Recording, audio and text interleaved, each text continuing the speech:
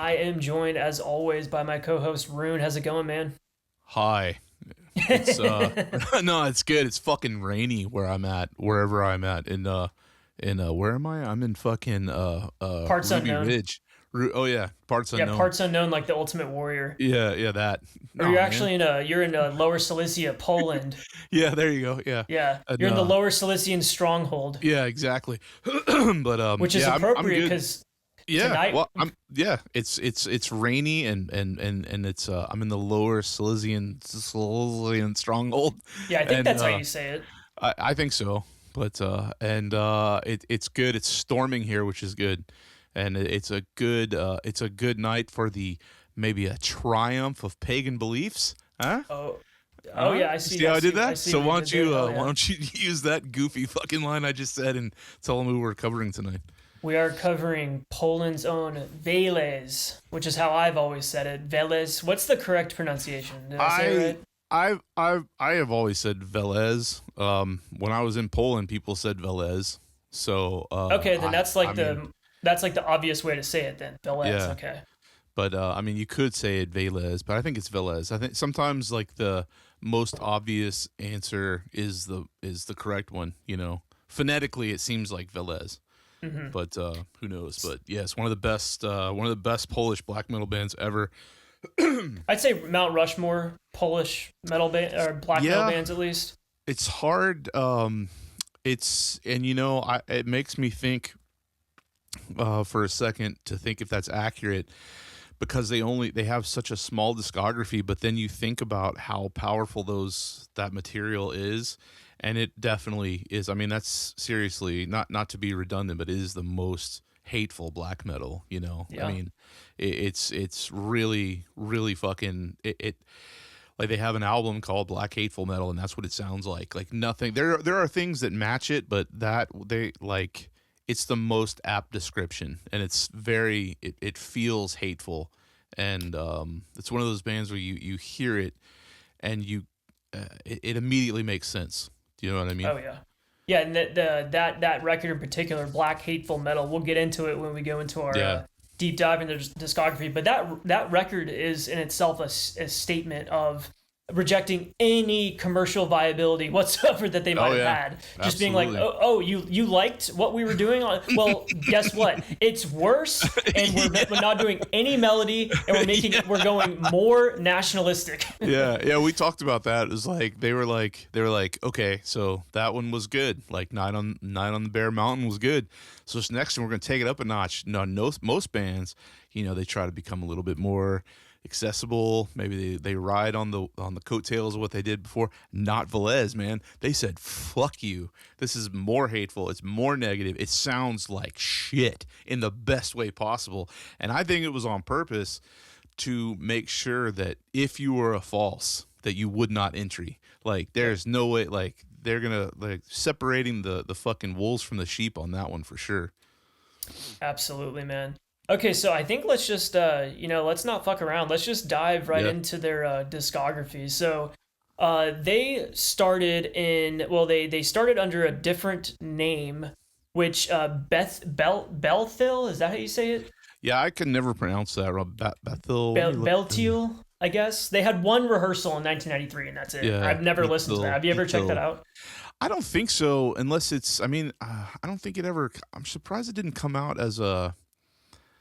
Yeah, it may have come out on a bootleg somewhere. I don't think I've seen. I'll have to ask some of my contacts, but if it was on something, that seems like something that someone would have tacked on at the end of something as bonus tracks. You know what I mean? But Oh yeah, it like in a says CD. it's all there's three instrumentals, so it was a rehearsal. So Yeah, was it Blasphemous? Was it that was Blasphemous and Bel Biel Fares, Fares? which that was Okay. the guy that played. That was the guy that from Velez that died. So it was Velez. I mean, it was they just changed the name, like you said, because he played on the demo and Night on Bear Mountain. So he was like the guy. So So that their first material as Veles was the triumph of pagan beliefs. Um, this it would go. This material would go on to be released on the Legion split. Is it the same exact recordings that are on the Legion split, or did they re-record that material? Do you know that?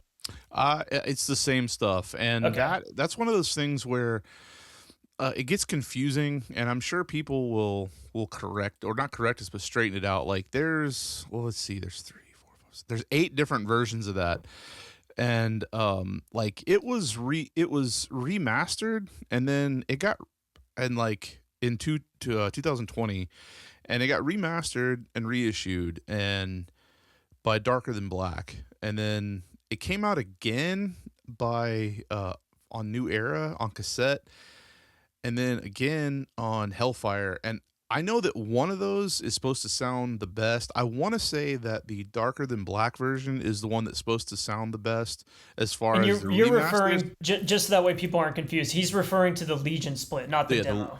correct. Just the Legion Velez split, and like because they Yeah. changed the art a little bit, well, a lot. It's got the slipcase. It's got the red with the eagle. If you have it, you know what I'm talking about. Yeah, that's the one I have. But it's the but I yeah, like the it's one the with the guy same. carrying the torch.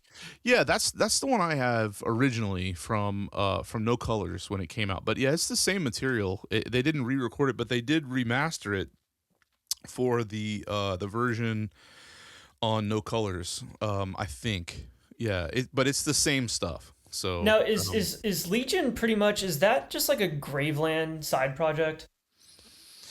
I kind of. I mean, it's Because it's Capricornus and Darken. yeah, it's them, and then the guy. Well, it's those two plus the guy from Mysteries, which is Leonard, another yeah. fucking amazing fucking band, absolutely flawless band. So it's, I mean, it's kind of a super group. I hate that term, but I mean that's Yeah, what a it's Polish Graveland black with the metal guy, supergroup. yeah, with the guy from fucking Mysteries. So, but that's Legion. That's why the vocals are so insane, and that's what turned people off about Legion, because it's the Mysteries guy doing vocals, and he has the best vocals. Like the only other guy with better vocals than that is Blasphemous. So, but as far as I'm concerned, I mean, obviously Rob Darkin, Yeah, but Poland like, had its own wave going on in terms of the vocal department, because yeah, you think of, when you think of the, I wouldn't call it generic, but I don't know, just the traditional black metal vocals. What do you think? Screeching, howling, the yeah, whole the mayhem burzum thing. But in the Polish scene, you had kind of, Rob Darkin had the yeah, the almost like croaked frog vocals on some, I wouldn't call them frog vocals, but it's that essence. It's almost like yeah, a chant. It's like a chant. And then yeah, you had Veles that they kind of did that occasionally, but they just had this like evil power to them that I yeah, think Blasphemous, his vocal style, it changed throughout releases a little bit, not yeah, drastically, but that was always one of the first things that jumped out to me when I was getting into this band. It was that the vocals to me just sounded just very spiteful, oh yeah, and he's almost like you feel like there's actual conviction behind the hmm hateful stuff that he's singing about. yeah. I mean, when the first song, I think it's the first song on Black Hateful Metal, like those vocals sound like Oh yeah. hell. It just sounds like they're even more extreme than before, and he's just screaming, and it just is just like that strange echo to it. It sounds completely hellish, and that's really generic, especially in black metal. But that's what it sounds like. It sounds completely tortured, but I wouldn't say torture, because that sounds like it's painful. It sounds violent. It's some of Yeah. the most violent riffs and the most violent fucking vocals ever in black metal. And I don't want to get too far out in the weeds with Polish black metal, because I think it deserves its own episode eventually, especially with Temple of Full Moon. That's like, to me, that's peak black metal. But Velez definitely were their own thing, but they're part of the Polish thing, which was, again, a league of their own. Like, you got bands like Necrostrigis. I don't know if you like that band, or that guy's been in a million fucking bands. But like in Mysteries, like I said, like it was so extreme and so over the top, but the music is good. It wasn't like they were just trying to do something extreme. Like Velez was very, very extreme, and it sounded extreme. But I mean, those songs are all memorable. Like you get them stuck in your head, and then Hmm. like then you have they'll. That's another thing. Just like a lot of bands do. Like they'll be completely violent, and then they'll go into these beautiful guitar parts, like these clean guitar parts, like especially on Black Hateful metal, like that song in Yeah. particular. It's one riff repeated over and over again, and he's screaming so violently, and then it goes into this beautiful clean The guitar dun part. dun dun dun Yeah, dun dun dun dun dun. That's one yeah, of my favorite yeah. Veles It's parts ever. absolutely It's amazing, so man. good. And then you have the sample of like the birds or the Yeah, yeah, yeah, crows. It's incredible. So I yeah. I think mean, let's just kind of run through their discography in order because they uh, the previous episodes we've been covering bands that have like immense discographies, yeah, Pantheon and Spear of Longinus in particular. It's yeah. they have such a wide breadth of work. This episode, they only have three full lengths and then a smattering of demos and a split. So not as much material as some of the other bands we've covered, but nonetheless, they have made a tremendous impact on the world of black metal. I think specifically, it's their sound. In the this can go for the Polish scene in particular overall, but the Polish sound is extremely influential. Oh yeah. Um, its influence can be seen worldwide, which is pretty shows just how important this music was that they were making in the late 90s. It's rarely replicated too. So many bands have tried to sound Polish. I hate to it sounds generic to say that or kind of goofy, but you know what I'm talking about. Like, Hmm. and they can't quite do it. A couple people have come close, but they can't quite nail it. Now, would you Like, say that the quintessential Polish, I guess, trademark would be that jangly riff sound, like the, um, I or is think that more like so. just a specifically Graveland thing?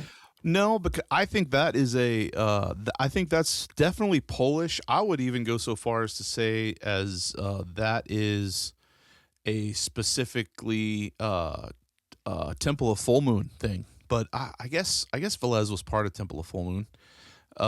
But they like Do you want to kind of explain what that is for people who might not be familiar? so Temple of Full Moon was it was like a kind of like the Black Circle in Norway. It was a group of bands that all kind of had this the pagan beliefs. I mean, not to sound redundant with Triumph of Pagan Beliefs, but it was pagan black metal bands that were NS and kind of had a sound and a vibe and on the I believe it's in the original Full Moon uh, uh, United Aryan Evil, like the cover of that was like them doing like it's either a protest or a march through Wrocław, Poland, and I think that's mostly made up of guys from Temple of Full Moon. I haven't looked at that original in so long, but you had bands, you had Graveland, Full Moon, Gontina Cree. I'm sure I fucked that up. I Gontina was gonna Cry. ask if they were a part of it. That's an Yeah, incredible early band. early on they were. A lot of these bands have they do that thing where they say they're distance themselves from their Original tape. NS beliefs. Oh, that's yeah, I've got that too. There's so good, man. Infernum, which is another fantastic fucking band. Kataksu, Legion, of course. Mysteries was Temple of Full Moon. Otar, Oh, Thor's Otars. Hammer. That's Yeah, awesome. yeah. Otar. Well, Otar had guys from Full Moon in it.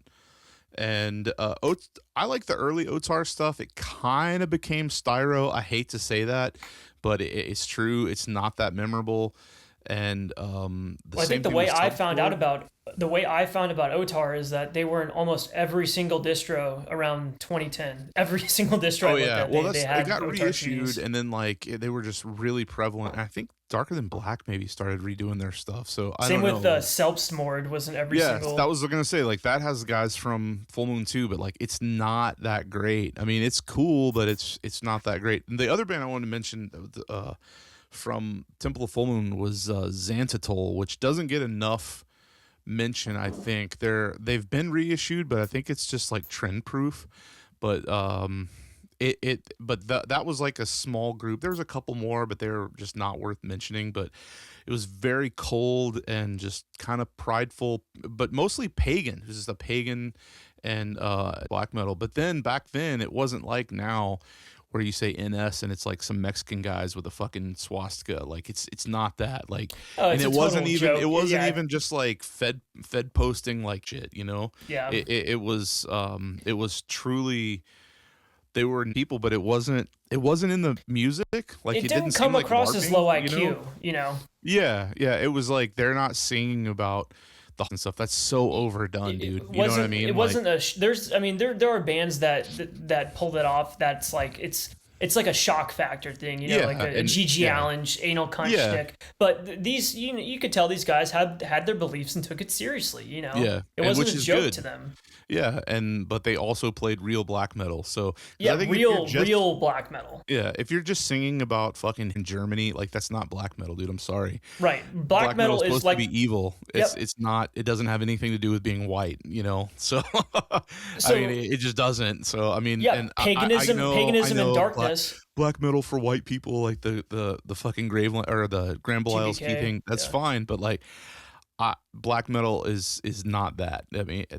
It is not just that, you know. It is evil, but yeah, that was a Temple of Full Moon. It's one of those things. It sounds like a cop out, but it's like you know what it is when you hear it, you know. But Yeah. I want to say that those bands that I just mentioned pulled that kind of jangly thing off the best, the kind of galloping, Yeah. jangly thing.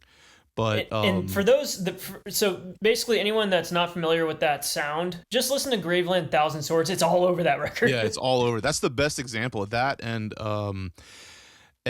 well, I was gonna say Veles, but like that's the best example. Like Thousand Swords, like that's the best example of that. That's like that's the jangle, the pagan jangle guitar thing, like And to me, it's always come across as it's almost mimicking like horse hooves riding into battle.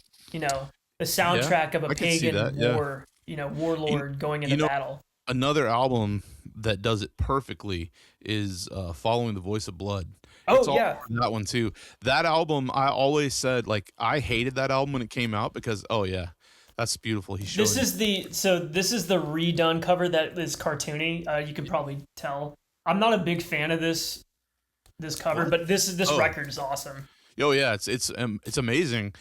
Darken has redone has made some questionable decisions in terms of art direction, which we can talk I don't know about. why it does look cartoony. Like it's because I'm just used to the CD, like Dude. and like it looks like the guy in the chariot just looks kind of goofy. It looks like Hagar the Horrible. Yeah, I think to say that, but dude, you know what? I think I found this in like a super mainstream metal store because it has a price code on it. I'm trying to remember. It was but I remember finding that and I was like, holy shit! This was probably this is before. I doubt they would carry them now before the big, you know.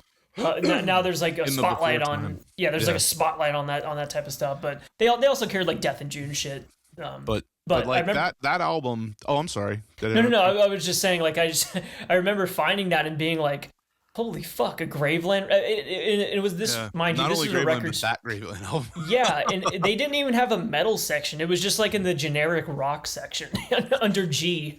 Well, that's another example of a band that did an album like Thousand Swords, like was perfect, and then Following the Voice of Blood followed that up, and they kind of did the same thing that Graveland or that Veles did, where it sounded uglier. It sounded uglier. Yeah, those old Graveland promo pics are so fucking killer, man. That's so good. Thousand Swords era, everything about Graveland in that era was amazing.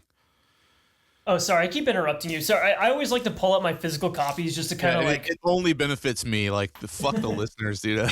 It's just what I get to see. Well, you comment on the fact that I'm flexing my original. Well, I don't know if you're wanting me to say something or not. So. Oh yeah, you can. I mean, I guess I can tell people what I'm pulling out. I don't care. but that album, Following the Voice of Blood, was uglier than Thousand Swords. But I mean, it's perfect. Don't get me wrong, but it's got a.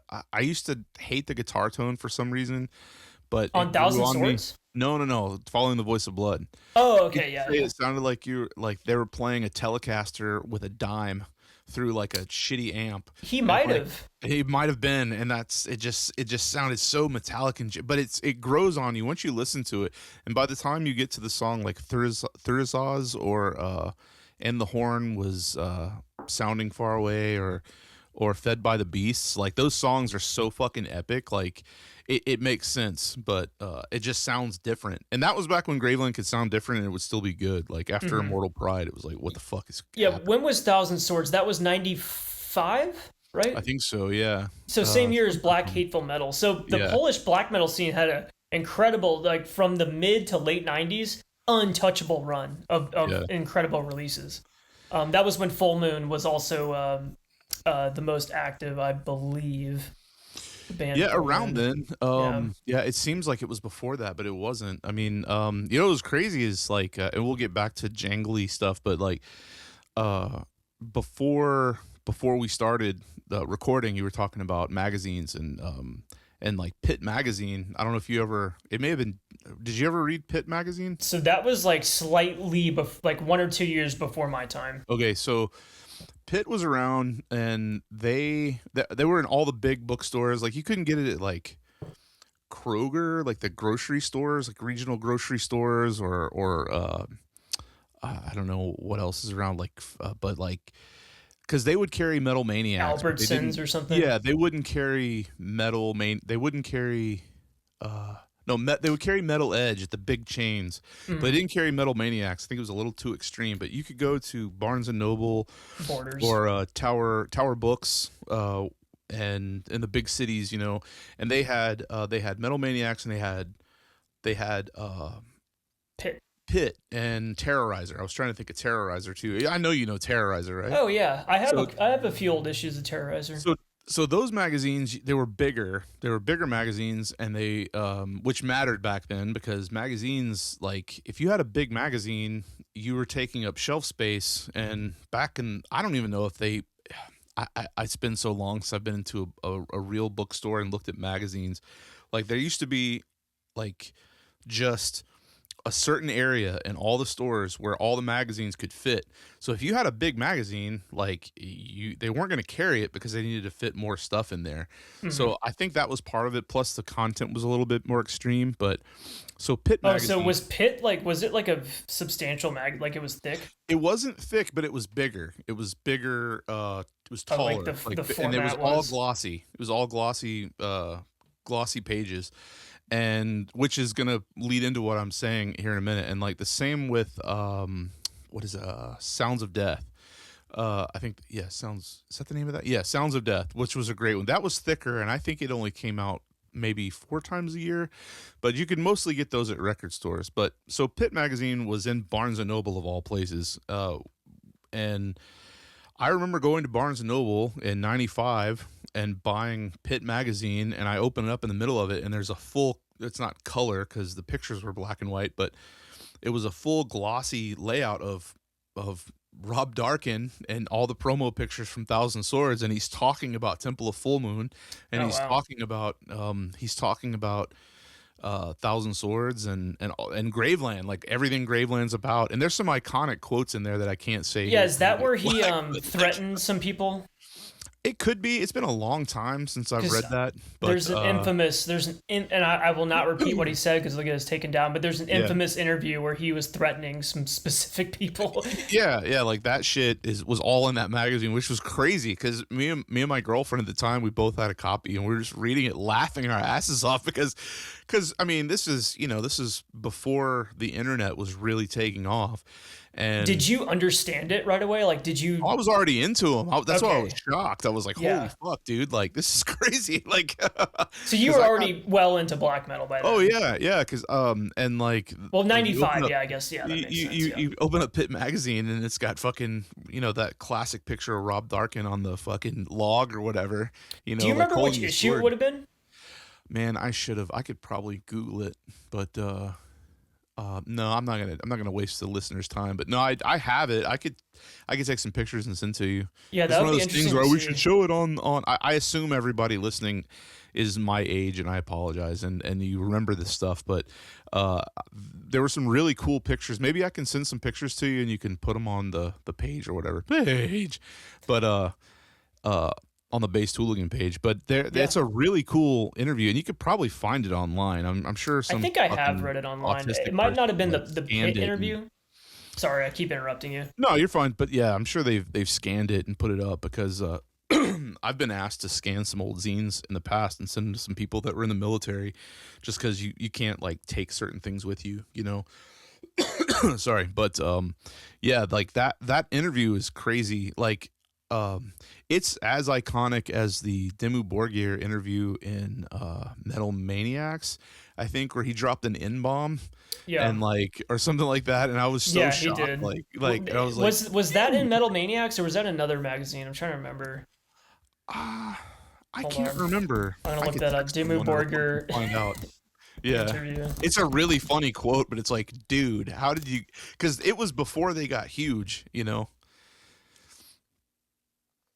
The funniest part about the quote is not that he used a racial slur, but it was the broken English. Like that. Oh It's yeah, so I hilarious, dude. It's not that he said that. It's just like the way he there's worded a it. yeah there's an iconic quote from that. Let me Well, see. there's some Polish one. Polish broken English, which, believe it or not, is my first language. English, I just can't speak tonight. Is some of the best. Like there was one where it was like I think it might have been Veles, or it could have been. I think it's Capricornus in a Thor's Hammer album. He says like, he who is a Christian is also a Jew or something like that. Like some just ridiculous thing. Like I don't know, but that might Based, be in Fidelity Shall Triumph. What? based. Oh That's yeah, actually a super based. but it's just like inside the album, like in all I caps. think I vaguely remember that. There's some He who is a funny. Christian is also a Jew. It's like, Yeah, there's I mean there's some pretty iconic quotes from the Polish guys for sure. The Graveland circle in particular. Those guys seem to be more mouthy than yeah, yeah. the other guys in that circle. But So so I think let's veer back into yeah, Veles. I don't Velez. want to get too far off track. I No, know. well, it's all relative, man. Oh yeah, it's all relevant. But one of the things I wanted to talk about is okay. So Night on the Bare Mountain, Oh, for a first outing as a full length, they're they've they've already come into their own as a band right off the bat. They have their own sound. They have their own riffing style, which I took a note listening to this on one of my walks, and I think it is true. The song "My Bloodthirst," some of the melodic riffing on this song in particular, I think would go on to influence a lot of the seminal bands of the Finnish scene of the 2000s, like Satanic War Master and Goat Moon. Because yeah, if you listen to that song in particular, there I think it's either like the bridge or one of the middle riffs has that. It's like a very melodic riff that I did not remember this type of melodicism in Veles. It's been several years since I listened to this record. Usually I listen to Black Hateful Metal when I go to Veles, but I don't know why, because this album it's so good. It's incredible. What are your thoughts on oh, Not in it's the Bear absolutely Mountain? perfect. So okay, so back to that song you just mentioned, "My Bloodthirst." That's it's also got that thing you like where it's such a good song. It's got two fucking titles, so it's "My Bloodthirst" and then in parentheses, "The Horror Storm." So Yeah. that's the full title. You said last episode where like and actually there are two songs like there. "My Pagan Fatherland" is also "Evil Powers Night." Yeah, Mhm. I think Velez Night on the Bear Mountain is one of the best black metal albums ever recorded. You've got the intro and it's perfect, and then the first song, "The Winter Morning," it it has that breakdown clean part, which is one of the most beautiful guitar parts ever. and then it goes right back into this just completely hateful pagan black metal. And it's it might be the Dark Dream, I can't remember, but you know what I'm talking about, right? It has that Yep. really Yep. nice clean part, and And everything. that's classic Veles. That's a part that's like, okay, I wouldn't say they created that style of incorporating those elements into black metal, but the way that they do it, Yeah. anyone that's come since that's tried to do a part like that, they're just ripping off Veles. Yeah, I think those guys in Abigor were the first ones that That's a did good, that yeah. stuff. Like, where like, obviously completely different, but they'll have like these, they'll have like they'll just Acoustic have a break, and it comes passages. out of Yeah. nowhere, and then you'll just have sounds. Like Abigor will, like a friend of mine loves to say, like Abigor is the only band that can pull off just blasting away and they just stop, and instead of having a musical transition, they'll just have a sample of a door closing or like a gate Yes. closing, Yeah. and Yeah. then just go back into it. Yeah. It's like, Yeah. or like that'll And- like signal like a melodic part, like Veles but it does makes that it too. makes sense when they Oh, do yeah. it. You know, It's not totally chaotic. it's not clunky. No, it's very, very fluid, and it's perfect. That and Abigor does it perfectly, and no one else could really do that like the way they did. But like Veles does that with clean parts, like, and it sounds like it's recorded in a different session completely, and it's like even different gear, because it's like, are these the same people? Because this music's beautiful, and then they go back into these just completely primitive riffs, and that's the. Do you think genius those of it. were punch-ins? Oh, absolutely. they- You can yeah. tell, man. Yeah, Yeah. because I mean the volume changes. I'm an audio engineer, dude. Like this shit, fucking the levels change completely. You know, like the clean tone is perfect. It's probably direct in. You know, like they recorded the guitar straight to the tape or something. But Which that's just I love that type of stuff. It yeah, is worth it's pointing out. amazing. It's worth pointing out, and we haven't made this note yet, but I'm sure tons of people know this fact, but I just had to point it out. Rob Darkin does the keyboards on most of the Veles material. Oh yeah. I mean that's why it's so good. You know, I mean it's I mean he was like the king of the intros back then. You know, like he was doing everybody's intro, and you knew what it was gonna sound like if Rob It's like so intro by good. Rob Darkin. So, I dude, his like keyboard Absurd work. did it, and I want to know which Casio he was using, because I want to buy it to recreate those soundscapes. It's so Yeah, good. I mean, you it know, was- he just bought like a $50 Casio from wherever. And was oh using yeah, that. I mean some of those parts, especially on like Following the Voice of Blood, it just sounds like cheesy keyboards, but the way he does it, the way he records it and mixes it, it sounds really good. It doesn't sound cheesy or corny like some newcomer like autistic fucking dungeon synth or something. You know, like it's he knows what he's doing. It's the same with all like most other metal. Like it's lack of funds. And well, I mean, really with any kind of music that's not mainstream, people start out, they don't have a lot of money. They use the best gear they can afford to make it sound the best they can.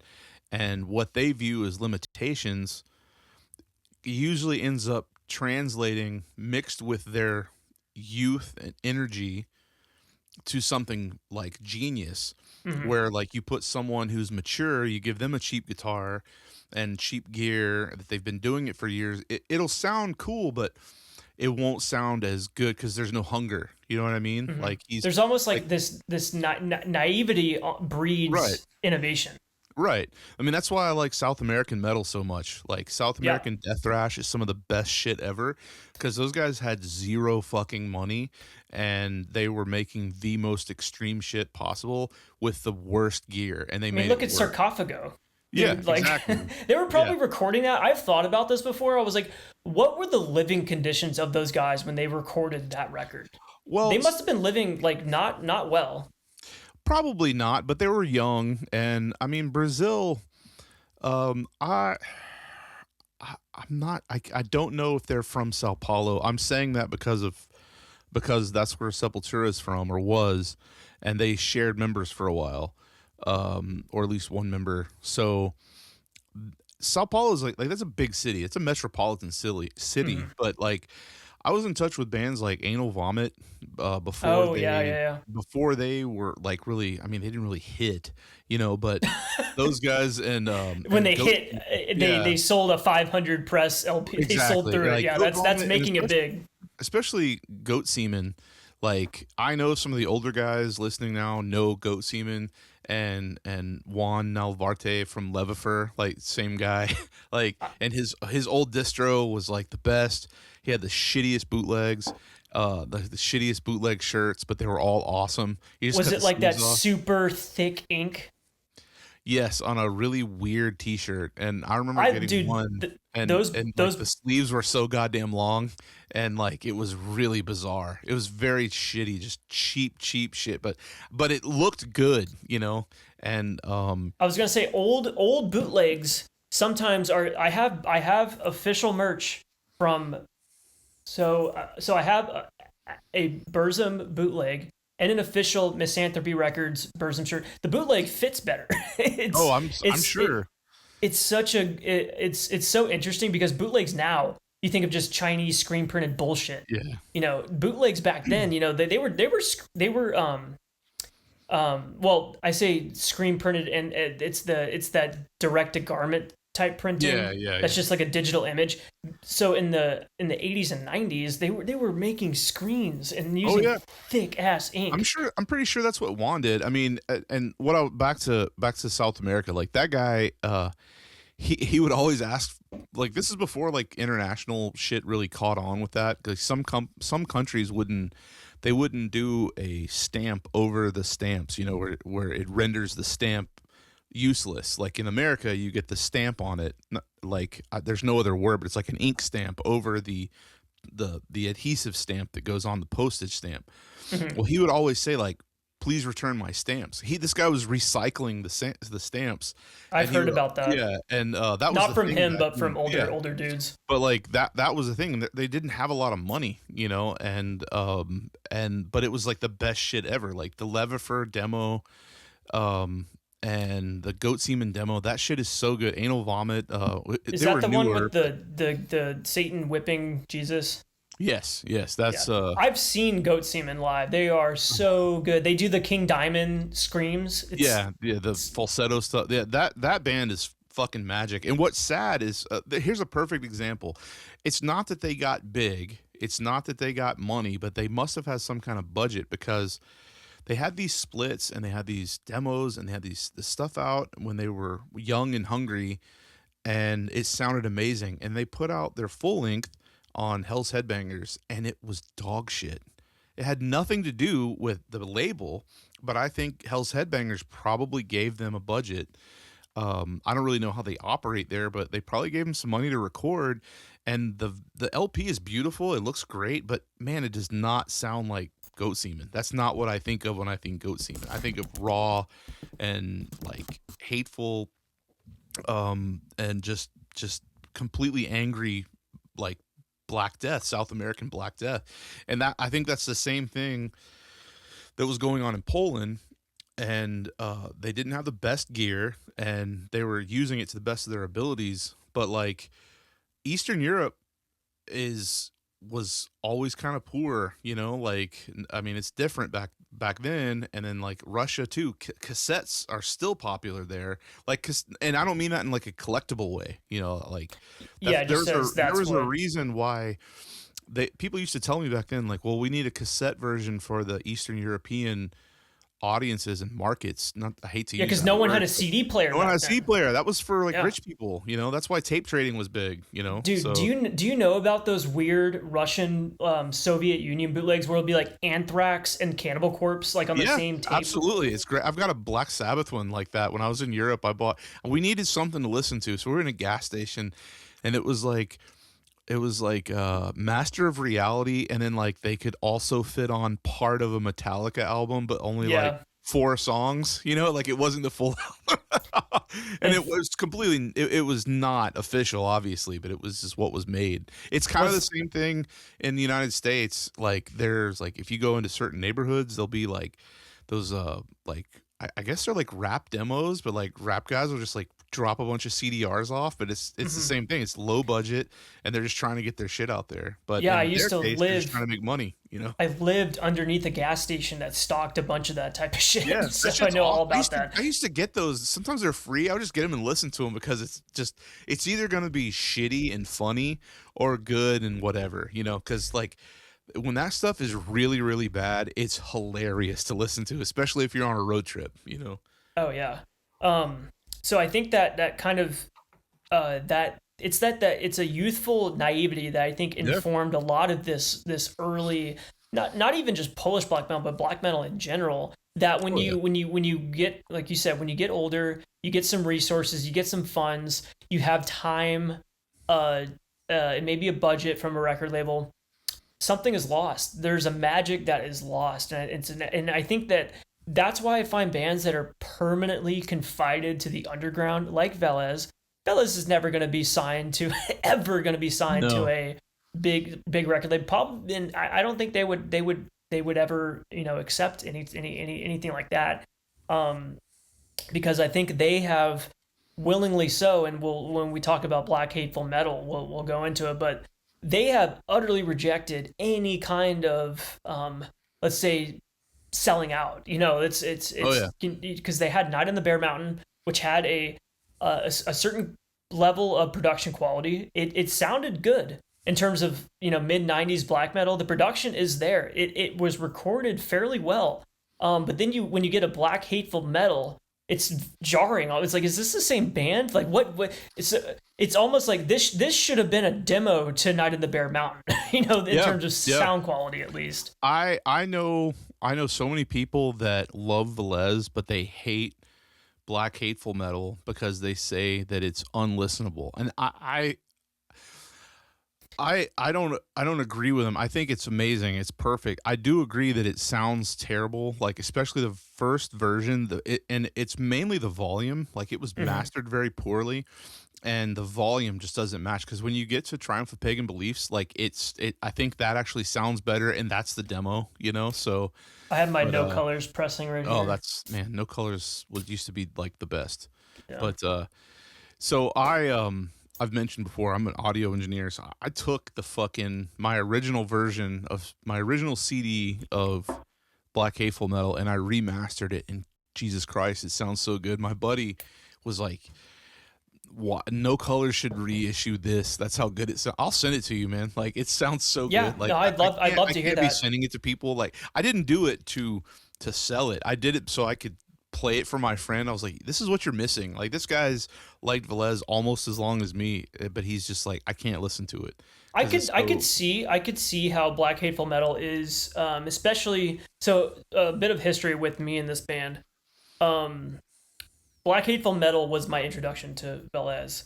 I got it off a Nice. recommendation from a friend who knew I loved Graveland. He was like, "Dude, have you listened to Velez?" And I was like, "Dude, check this out." So he told me to pick up just anything from them, and at the time, Black Hateful Metal was the only thing I could find. Yeah. So I bought it, listened to it, and immediately, just from the synth intro and into the black metal sections, and then the acoustic breaks, the vocals, everything about it. I hate to say this, but I got it immediately. I was like, okay, I understand, because I'd already been listening to Graveland for quite some time, so this sound wasn't totally alien to me. I'll admit it was kind of it is a challenging listen Yeah, of at course. first. It is there's not a lot of hooks. There's No. actually there's no hooks. There's really nothing that there's no, like, what you would consider traditional catchy elements to this music. But with that, I think you have a very very serious element of, this is what pagan metal is. Yeah. This, um there are a bunch of, you can think of pagan metal as, it can be cheesy Oh when you yeah. get into the folk type shit. Yeah, it's a fine line there, man. There's Yeah, a very very it's a tightrope. You you can fall you either way. You can get cheesy real quick. you can fall into complete dork shit, which I'm not gonna name specific bands right now, but you can fall into the complete, dorky bullshit. But what Veles did is that this is truly embodies the pagan spirit. When it says triumph of pagan beliefs, you believe it. They Yeah. they have their convictions. This is not some bullshit throwaway, jokey trend bullshit to them, Yeah. because they have purposely rejected trend on this record. They've downgraded their they've already done a full That's length. a good word. Yeah. Downgrade. Yeah. But it's intentional. You know, this is it's definitely not some like teenagers, some Wiccan teenagers doing a hand fastening ceremony in the park. You know, it's not that kind of pagan. You know, it's good. And it's shit. it's not satanic. You know, this is pagan. They don't we don't have that in America. Like we didn't have pagan lands, we didn't have a pagan history here like they did in Europe. So, and that's kind of where they were coming from their nationalist side, was that they you know, that was the other belief system that existed there, you know, that it wasn't just Christianity. It was older than that. It was nature and everything. The old gods. And it was before like nature became hippie, you know. I mean, that's like a meme, you know what I mean? Nature is beautiful and it should be what everyone worships, you know, because I mean it's everywhere, you know. It is funny, dude. Sorry to interrupt, but I just have to bring up this point. I've talked about this with one of my friends before. It is funny how like modern American conservatism is like anti-environment, like anti-nature. Yeah, it's like, really weird, man, because they associate it with like gay liberalism, you know. Yeah. They're like, fuck trees, I love like destroying the ozone and oil and all that stuff. Is like, okay, so you want to if you actually look at a lot of these old, you know, pagan, serious nationalistic belief systems, a lot of it revolves around respecting the earth. Yeah, you know? Exactly. And like that's what was so weird about the hippies and like the like it was even before like the green movement. I mean, it was called the green movement, but like before like you know, Al Gore did his whole thing, like it was like all those people nowadays, the ones that were like protect the oceans, man, those are all the people now with blue hair that don't know, like they have like pronouns in bio, you know what I mean, and like have like purple hair and they're like it's just a shift in what liberals have believed, because if they truly, that shows they had no convictions, because if they did do that, they wouldn't be on cell phones, they wouldn't be on social media, because those things are fueling so much the destruction. This destruction. It's the destruction of everything, the destruction of nature, destruction of human nature, destruction of society, and but they worship that, you know. And most people are fake environmentalists. I mean, yeah, dude. The only environmental order I recognize is Atwa. Oh, absolutely. You know, air, man. Trees, water. Yeah. Water, air. Forever. Atwa forever, man. At war, if you want to go even farther than that. Yeah, at war. Air, trees, water, animals, revolution. So yep. Shout out Charlie. Absolutely. Who is that Finnish eco-nationalist? I'm looking in my. Was he the guy that was on the Pauden Risti records? No. No, that guy's somebody else. He's like a Magic NS guy, like Magic with a K. I'm thinking of. If I'm thinking of the right guy. You're maybe. He was like the Finnish version of like Aleister Crowley, if I'm thinking of the right dude. No. That's I know who you're talking about. That guy has never had anything in English. If we're thinking of the same guy, there's some of those festivals they used to do in like those private festivals in Finland. You can see videos of it. They would have pictures of him like in the front. Is that who you're talking about? He has like a goatee.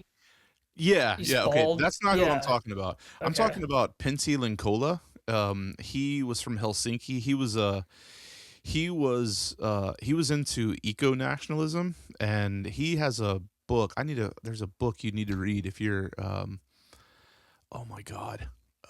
I wasn't expecting to talk about fucking Finnish nationalism. These are the roads we go down. Yeah, but there's a book of his that is Can Life Prevail? A Revolutionary Approach to the Environmental Crisis. That book is absolutely fucking phenomenal if you are into nature and nationalism, and it's not nationalism like I don't want to say too many words because I don't want to get flagged, but it's not like what you're thinking. It's not as based as you think it is. This guy, he lived poor because he didn't need it. He was a minimalist. He was almost like, you said, the Finnish Aleister Crowley. This guy was like the Finnish fucking Ted Kaczynski, but he wasn't crazy. Like he wasn't, well, I don't think, let's be honest, Ted Kaczynski wasn't really that crazy. He hurt some people, but that was really his only bad thing he did. Yeah. But like there's a whole essay in Can Life Prevail where he's talking about how disgusted he is with cities and concrete and parking lots. He's like, you have a park with a parking lot. That's disgusting. Like, yes, people want to come here and they want to drive their terrible cars onto the grass. So you put concrete down, that suffocates it. He just goes into all that stuff. But anyway, not to nerd out too much, you should definitely check out Pentti No. Linkola. Like, that guy is phenomenal. His last name is spelled Linkola. Can Life Prevail? You can actually find an English translation of that. I'm not sure if it's printed, but it's definitely available in audio format, because that's how I heard it first. I own a copy, and I think it has both translations, but it's a great book. So Yeah, but I'll have to that pick is that nature up. worship. That guy, that's a perfect example of someone who has, if you want to call it hippie, or like nature, he worshiped nature, but not in a hippie way. You know what I mean? It was like, this is Hmm. land. We should be taking care of the land. And I think that's where these guys were coming from too. It's probably a little different, obviously, and he took it to an extreme, Hmm. but That I'm not sure. reminds me. There was some European band. I'm blanking on the name, but they did some interview where they toured the United States for the first time. They had some quote that always stuck with me, where they said, "You have a very beautiful parking lot over here," because Yeah, our yeah. entire country is like one big parking lot. Yeah, exactly, man. It's disgusting what's come to. Like, one of my best friends, he lives in like a couple cities over. It takes me about maybe 45 minutes to get there, and the entire way there is nothing but mountains and hills, and it's beautiful. And uh I live in a pretty rural area, but when you get to his area, I've seen his city grow up, and it's a suburb. It's not even a city, but you get off the interstate and it's parking lots and everything for like a 5 to 10 mile stretch. I think it maybe about 5 miles. It's nothing but chain businesses, Gas chain stations. restaurants, chain hospitals, and it's disgusting, man. It's so disheartening. I was there earlier this week, and it's so depressing to drive through there. And it's not the Chain fact that these hospitals is things. hilarious to me. Do you know what I mean though? Like, Yes, it's gross, dude. And it's it's all so like black pilling. yeah, it's absolutely blackpilling and everything. There's so many like strip malls, and then there's like the same fucking restaurants you can get in my city and probably your city and every other city, Hmm. and it's just getting worse and worse, and everything from the interstate, and that interstate that I take there is new. It's only been there maybe 15 years, and they've built up from that exit all the way over to where the actual suburb where people live. It's all chains, dude. It's Hmm. nothing but chains, and it's absolutely disgusting. There is nothing I would eat, but it's goy slop for 5 miles. Seriously, even like the ethnic foods it's chain. It's chain goy slop. It's like goy slop ramen, goy slop Mexican, and like it's Yeah, just it's. I've been trying to ever since the goy. I've known about goy slop for, not to be a cool guy, but I've known about that term for quite some time. But now Oh well, when it finally, you and I come from the same place with that, but yeah, we can't talk about that here. But it's when that's that what it term. is, dude. So there's been a bunch of the revolt against energy drinks, that's the goy, that's what's keeping the goyim down. And I was like, that is true. So I've been just doing coffee. So I've Yeah, switched to coffee, man. That's no the more way. energy drinks, no more No. pre-workout, coffee. That's it. Okay, here's the thing. It goes, and we talked about, and I'm not going to say what we talked about earlier this week with goy slop, because that was the most goy slopped out conversation we ever had. Oh But yeah. it will be, so it serves a purpose. If you are in a bind, if you're a college student, if you've got to drive somewhere in a hurry, and you've got a long drive and you have to be awake, energy drinks, man. But like, it's to the point now where people need those. Just they drink them like soda, which is also fucking terrible for you. But like, and I'm you and I both are guilty. guilty of the white Yeah. monsters, man. And I cut them out. I'll grab one every once in a while, but I try to stick with coffee. I can't let that go. I quit smoking cigarettes unless we're at a gig and we're gonna stand outside and shoot the shit and flip the bird and Did smoke. you see my But meme I made this week of yes, the Jay and Silent Bob? yeah, yeah, I can't wait to the in real life hang where we just go to some amazing show and fucking stand outside and smoke. That's the sign of a good gig, by the way. Oh yeah, If you're outside smoking and flipping the bird, man, that's dude. There's been so many the real bands ones where, know what I'm talking about. So. dude, I've stood outside during so many. I stood outside during Angel Corpse. I was Yeah. like just drinking on the patio during. Yeah. You know, now Great, looking man. back on it, I'm like, fuck. I wish I watched them, but I was having too good of a time. Yeah, but like, but yeah, the goy slopification of America is getting worse, and we deserve it, man. So Oh yeah. we need another Kaczynski, but it's so bad, it's so disgusting, and yeah, energy drinks are not good for you. Get fucking sleep, and rest, and eat properly. Don't put that shit in your system. But it back to what, like I said, if you're traveling, you have to eat at McDonald's sometimes, man. And you can enjoy it, but it should be a treat and it should be minimal. You shouldn't be eating fast food 4 or 5 times a week. And it's so bad for you, man. And you can make healthy choices, but what's the fucking point? You know what I mean? It's so much cheaper to eat clean. And if you take the time and eat clean, study what you're eating, then it the payoff, and this sounds so fucking fruity, but like I'm serious, man. Like the payoff is so much better than taking the shortcuts, man. Eat clean, and that's, you don't have to follow a any kind of diet plan. Just eat clean, man. Eat fucking less ingredients, dude. And when I was listening to Black Hateful Metal, and I checked, and it's true. If you listen to Triumph of Pagan Beliefs, halfway through there's a synth line. It's the same exact synth line as the theme from Mulholland Drive. It's the same exact one. Do you know what I'm talking Really? about? No, I don't. It's the one that goes da da da da da. So I know what you're talking about, but I that don't know is this. If you, I'll send it to you. That is the same synth line as I'm gonna make a as Mulholland Drive. Wow. So this came out in 1997. Mulholland Drive came out in what, like 2001? So So you're saying that someone may have been did a Angelo? based hooligan back in the Yeah. day? Angelo Badalamenti, did I say that right? Yeah, Badalamenti, like was he was he listening to Veles back then? You know. Well, another thing we need to like, could that have been based on a classical piece? I was wondering that. Yeah, Because I mean, Night on the Bear Mountain is a Mussorgsky. Mazorsky. Yeah, I think that's a the Mazorsky piece is Night on Bald Mountain. yeah, But it's it like a is, play. It's like a play on yeah, it. it's a play on it. But those, I mean, I know Graveland was probably influenced by some classical too, but it could be, it could have been like a riff on a classical piece, and It could have been.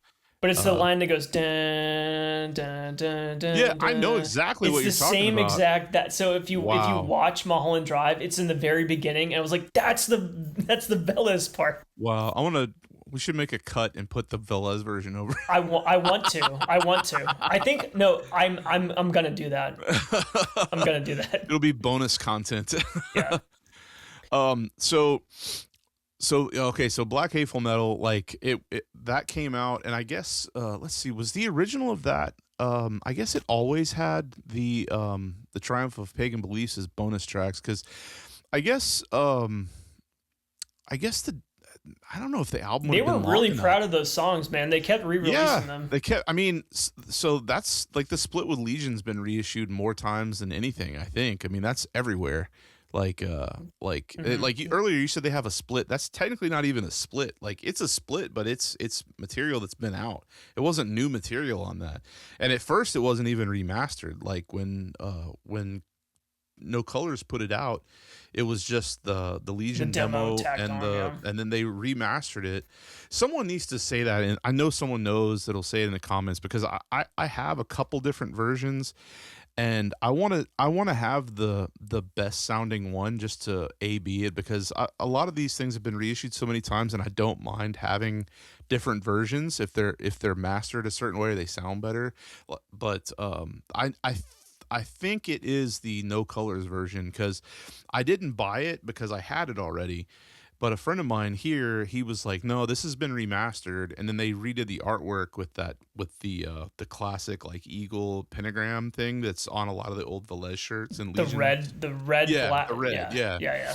So I think that version has been remastered, and I want to say that maybe a version after that wasn't, but they use the same art. It gets kind of confusing. So Yeah, but I want to when you own the start best getting version. into releasing so many different variations on material like this, that's when because I'm the same way. I like to own multiple versions, but it has to be different. It can't just be Yeah. the Well, I don't have it same. because of a collector. I'm not doing it because of like vinyl variants or whatever. Oh But yeah, if it's no, if there's me sometimes neither. there's just different. Yeah, I'm interested in, okay, does this sound better? Then I'll Yeah. get that, But So because like that's why I remastered Black Hateful Metal, and like everyone I've given that to, they're like, yeah, this sounds like they should reissue this like with your masters. Like, well, I'm never gonna do that. Like I don't want to be involved in like tainting anything because it's perfect the way it is. But I like to listen to stuff I drive a lot for my job, so like I like to listen to things in my car, and I can't listen to Black Hateful Metal in my car because the fucking road is louder than the album is. you do have to You crank it have to up. crank it. I think So I listening to it in my car, my speaker goes to 40 and that's the max. Yeah. I have to listen to it at 40. And you like have to adjust the tone settings and stuff. Like, Mhm. yeah, it's bizarre, but that's what makes it perfect. It's so good. But It's not you know how like modern this term is always thrown around, but brick walled yeah, is the yeah, every it just fills up yeah, that's like the opposite. It's like the yeah, minimal yeah. absolute It's minimal level it's on all the it's mastering tracks. You have it's to turn it up rickety all the way. fenced instead of Yeah. brick walled. It's like a rickety fence. It's chain It's linked. chain link. Not even that could stop something. Jesus Christ, man. Yeah, But it's but I wouldn't change anything about it. So oh, it's incredible. Yeah. No, this is okay, so did you want to kind of go into more of so Black Hateful Metal I think is such it's a abrasive and I wouldn't say no, I think I would use the word inaccessible because if you're not into this style of black metal, it can be an inaccessible listen, which is what I yeah, like about it. it's not inaccessible in that it's not easy to easy to obtain, but it's off-putting. Like it it's it's not easily like you can't it's not you listen to it the first time, you're like, this is my favorite album. Like you got to spend a little bit of time with it. I don't care how cool you think you are, how hard-assed you are. Like it's a hard listen. I mean, your ears aren't ready for it. You kind of have to listen to it a little bit because it's so weird. And I think part of it is them being geniuses, and part of it is probably just by mistake. Yeah, Like I think it's it's that just naivety that I we think talked they about. probably wanted it to be off-putting. They want it to be unapproachable, and Hmm. it's like in nature, like things that they have, safeguards up, like bright colors or spikes or something on a fish or a fucking or something like it's A like snake. it's like that thing. It's like Yeah. don't fucking touch, do not touch. Like this Yeah. is not for you, Mr. Influencer on Instagram. Like you see somebody like fucking posting this and it's next to their shiny new fucking, I don't know, purple vinyl death metal album that just came out. Like they're in it just for the collecting the cool kid cred, but I don't know. It's not cool. It doesn't sound cool. It sounds fucking hateful, and it's about the realest shit you can listen to. So Yeah, Veles has always stood out to me as when you think about black metal and you think about like austere, serious people in black metal, they've always stuck out as nothing about them has been trendy, has been commodified, has been yeah, marketable. They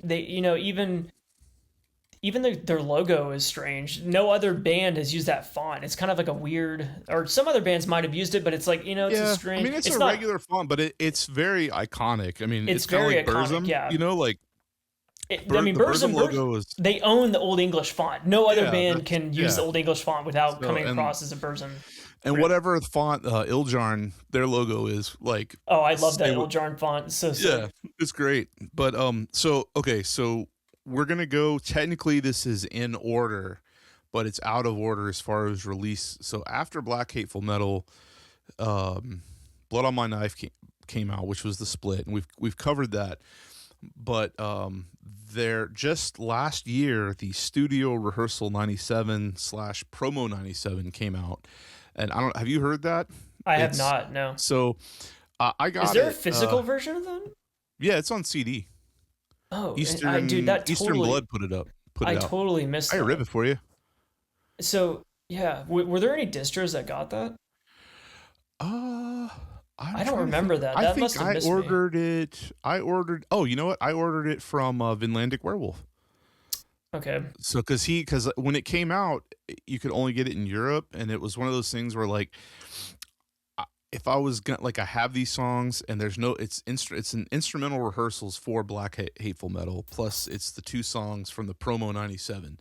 So it's 7 songs and only 2 have vocals, and I didn't want to spend, postage for all that, just to get that CD. One CD, yeah. Yeah, and so Vinlandic Werewolf got it, and I grabbed 2 copies, one for me and a friend, and it's really good, man. It's fantastic. It's not essential. I mean, it is if you like Veles, it is, but it's not one of those things where you have to have it if you already have the other shit. And if there's something else you want, get it. But I'm a Veles completist, but not in a nerdy way. I just wanted to hear those songs in a different way, and it is really cool. It's a instrumental rehearsal. Yeah. So it's interesting that you bring that up. So, but it's a studio rehearsal. So Poland has a because this is the Full Moon Evil Aryan United. Yeah. And this is, I don't know if you can see it, but this is a instrumental. Yeah. I think it's all the tracks from United Aryan Evil, but only as an instrumental. And I've got I the have CD this version of that. Yeah, and so it's interesting that Poland has they are consistent, because I don't know any other scene that does that with releasing. Okay, I feel like it's pretty common. It's not as common nowadays on a lot of different formats. It's kind of pointless to put it on vinyl, to be honest. But I was pissed when I got it because I thought I was buying United Aryan Evil. Yeah, it's. I mean, those rehearsals have always kind of existed. They've just been bonus tracks, or they've been on smaller labels. You're not going to have a bigger label put it out. But it's Hellfire Records put this version. Yeah, out. Hellfire's a great fucking label. That guy's a maniac. He's going to put out anything that he can get his hands on that's killer like that. Who doesn't want that? You know what I mean? That's another one of those albums where it's timeless and it's perfect. Dude, so of course I want to have different versions. It came with a poster. Yeah, dude, that poster is that's the Concilium logo, isn't it? The other Polish black circle type. Yeah, thing. the Concilium. Yeah. Yeah. So, but yeah, that's that. Wait, no, was Concilium? No. Concilium Circle is France. Yeah, that's right. But that's the. Anyway, you know what I'm talking about. That artwork that you were just showing, it looks similar to the Concilium thing. That's where I was confused. Mm-hmm. But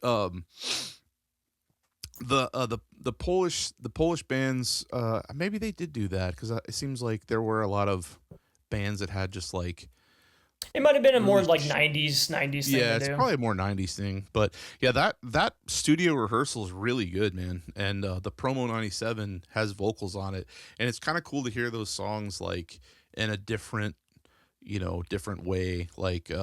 They actually sound a little bit better than the album. But you can make this shit out, so but it's really good. I can rip it for you if you want. And what I feel like is the vocals on Black Hateful Metal. He stood 6 feet away from the mic when he did those vocals. That's what it sounds like. He's screaming so hard that you can hear his fucking throat just get thrashed, and but yeah, that stuff is really, really good, that studio rehearsal. And we were talking about this too, that we did not plan this episode. This was already planned, us to do Veles, and then they dropped that Veles album 2026 rehearsal. We summoned. Yeah, we summoned it, that, man. Yeah. But before we get to that, do you want to go on to the Black Ravens Flew Again? Absolutely. Dude, okay. So it had been years since I had listened to this, and I remember when I first checked this out, because Night in the Bear Mountain and Black Hateful Metal are probably the most well-known Veles records. They're the ones that most people will cite as the quintessential Veles records. But the Black Ravens flew again. Listening to it this last couple weeks, it dude, it honestly might be my new favorite Veles Really? record. Yes. It's my least favorite one. I think that it doesn't have the fire. It's got the different guitar player, and it's definitely Velez, but I think that hunger and rawness that we were talking about before isn't there. It's missing something, and that's It's a the more same. modern sound for sure. Yeah, but it sounds like Velez, but it's not.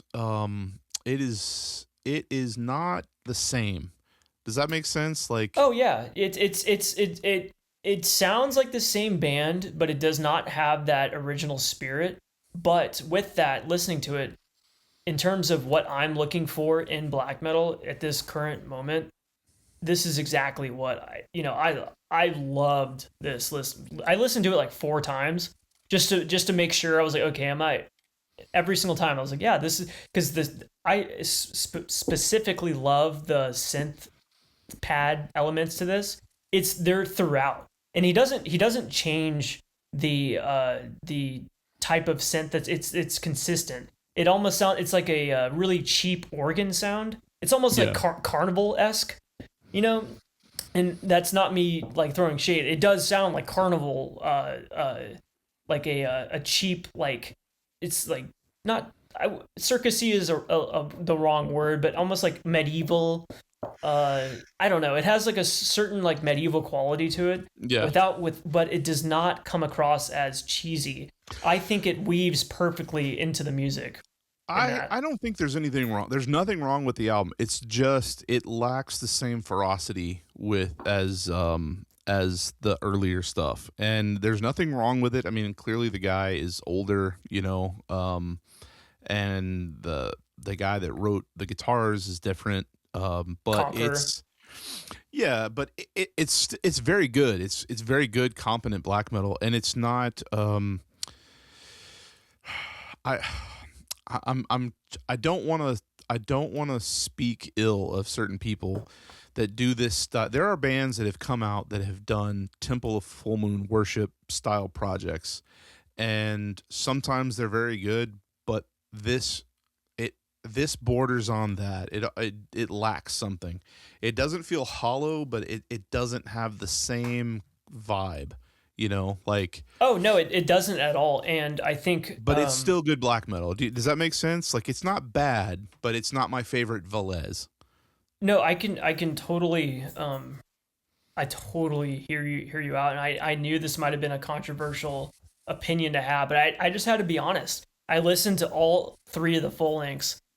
And I mean, Black Hateful Metal will always have a special place in my heart. Same with Night in the Bear Mountain. I love those records, but it might just be because I ignored this record for so long because I knew it was the least popular of the Veles of the trilogy, I guess you could say.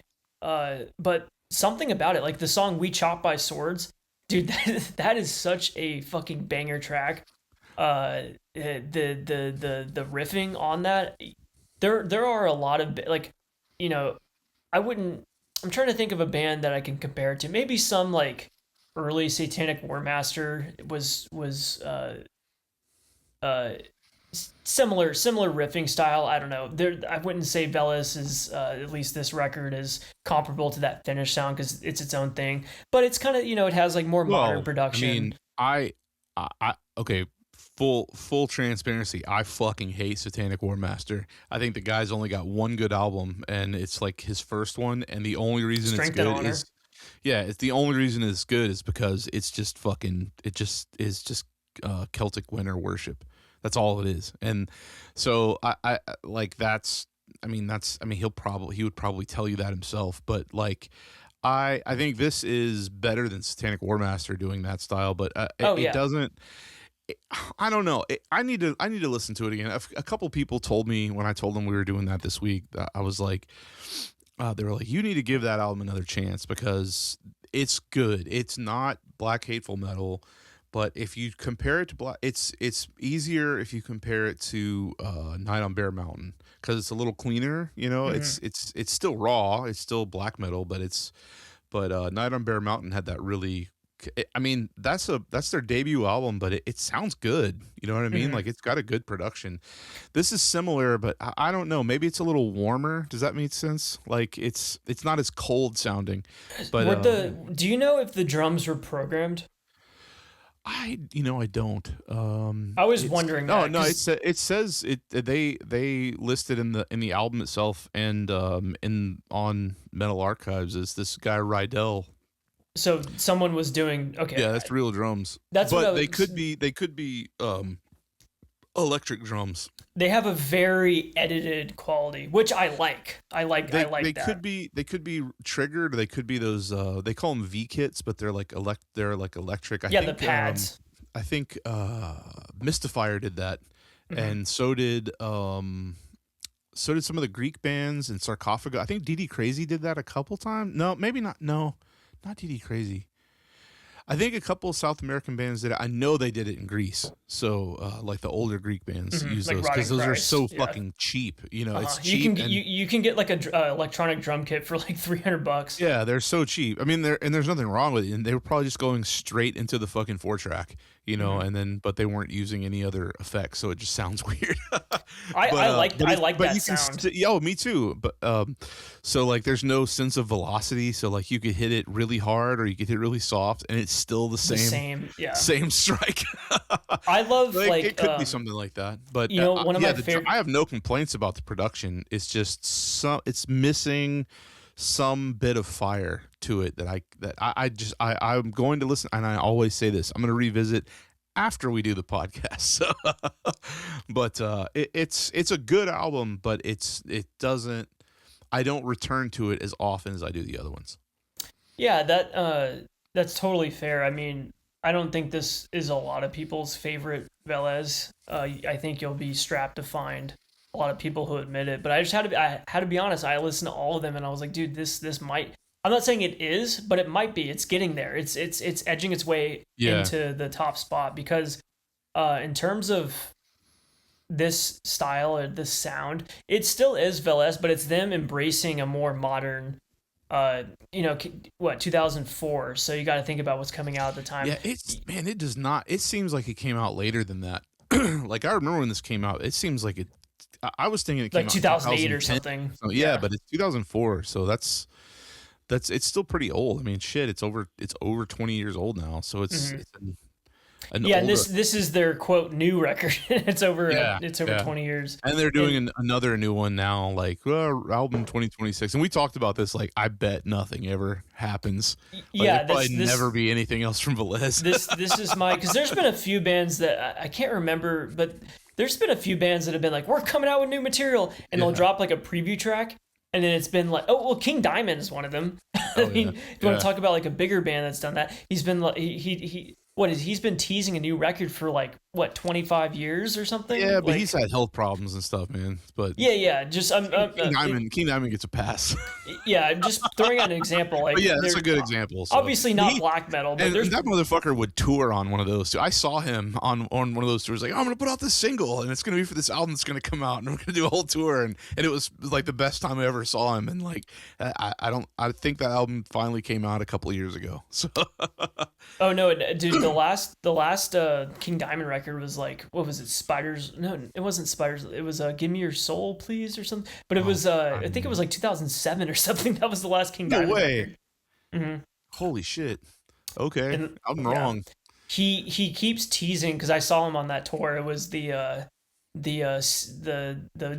this the insane asylum or whatever. I can't Yeah, remember the that name wasn't of it. 2007. That was after No, that. no, no, 'Cause no, that no. was- No, what I'm saying is he was teasing a new record. So he Oh did. yeah. It was like Saint Lucifer or something, and so Yeah, he did. yeah. He Well, did one that's of what like. we were talking about. The Insane Asylum ones. When I saw that's I saw that too. Was that like He had that fucking 2019? yeah.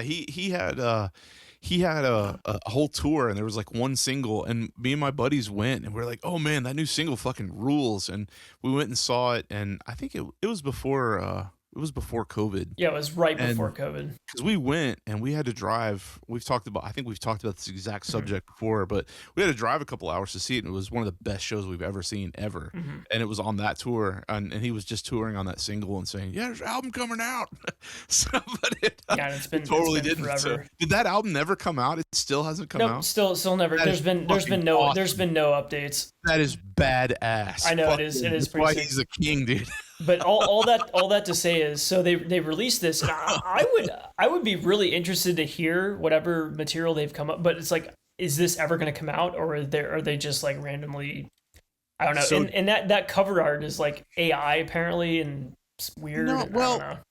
but It might just that's be the picture, a single that's the art. picture of Blasphemous, though. That's the classic picture of Blasphemous. But I was thinking when we were talking, I was thinking that it was like an artist rendition, or there's a thing you can do in probably Photoshop where you can make something. It has an effect of being drawn if it's a photo, and I was thinking it could be that, but it's with where we are in history right now, it's probably AI. Someone just put that in, maybe even been them, like redo this photo in black and white, but it doesn't look like a black and white like Transylvanian Hunger. You know what I mean? It's really bad art, and I really it wish was they would've odd. not It was done odd to me. And I'm gonna give you a hot take, man. I think this has the same feeling as Black Ravens Flew Again. There's no fire to it. I don't care for it. It's okay. It's good, but it's not memorable. Do you remember anything? No, it's extremely modern. Yeah, it's but It sounds like I don't know, like it sounds like Veles, but it sounds like modern Veles. I hope they're just like, oh, we're not going to do it because it doesn't feel right. There's no fire. I respect that more. I would rather have nothing than a new shit album, and then like everybody like it come out on vinyl on a bigger label, and like, oh, it's the return of Veles, and everyone's a fan of Veles now, and there's all these variants, and it wouldn't be the band doing that. It's whatever shitty label that would throw money at them to get them to do it. Yeah, what label would it be? Osmos or Drakkar, or like one of those? No, well, I don't want, because I'll say bad things if you get me started, and I don't want to talk shit on here. So like it should be on Hellfire or Witches Sabbath or something like that, and be like, you know, the same lineup as Black Ravens Flew Again, or better off, just don't fucking make any more black metal. We don't need any more black metal, dude. Just stop. Just dude, stop. So you know that photo I posted of them standing in the woods in the bomber jackets? Yes. That says Veles 2003. It looks like me and my buddies on. Oh yeah, same, exactly. Dude, I busted. I'm wearing the black bomber jacket tonight in honor of Veles. I looked like that photo earlier today. You know, oh, same. Black bomber with the cargo pants, dude. That's the uniform every day. But what I was gonna say is, was that the lineup on Black Ravens or the Ravens? No, because there was like 6 people in that photo. Black Ravens Flew Again, yeah. Yeah, but it was like it was only there were you know, Rob. It says Rob Darkin to the keyboards, and you know, it's 4-piece, and then you know, I doubt they're going into a studio to do everything at the same time. Like Rob Darkin may have been there, but he probably just. I mean, where was it recorded? Does it say on the thing? I don't think so. Well, here we go. It says it were recorded at DSP and Isengard Studios. That's Rob Darkin's studio, so maybe he just played it. But I don't think that was the same lineup, because wasn't there like 6 people in that picture? My question was who I recognize Blasphemous and Conqueror. Who those other guys? Yeah. Was it just like their crew? Man. That was just the Veles yeah, have crew? you ever seen those pictures of Honor? It's like, it'll say like, it'll be like, logo. It's like 8 dudes. Like 25 people, and only 3 of them are like actually in the band. It's like, this is fucking Honor, and you don't want to fuck with them, and you're not going to argue with them. So I love the Honor pictures of them in the bomber jackets and the ski masks. Those are iconic.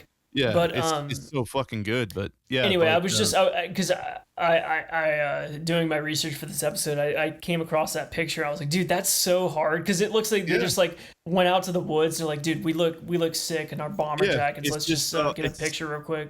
It adds hateful atmosphere. Like the guy from Necrostrigus, I can't remember if he said this in an interview or he said it to a friend of mine in an email.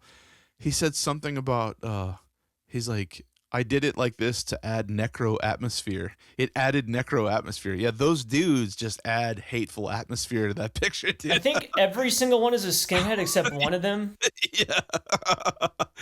So I mean, but yeah, it looks hard as fuck, man. Like Yeah, that was it's as long as legendary. Blasphemous is around, it's technically Velez. So I what was just I Darkin in was that? just Was he in curious. that picture? Was he the only one with long hair?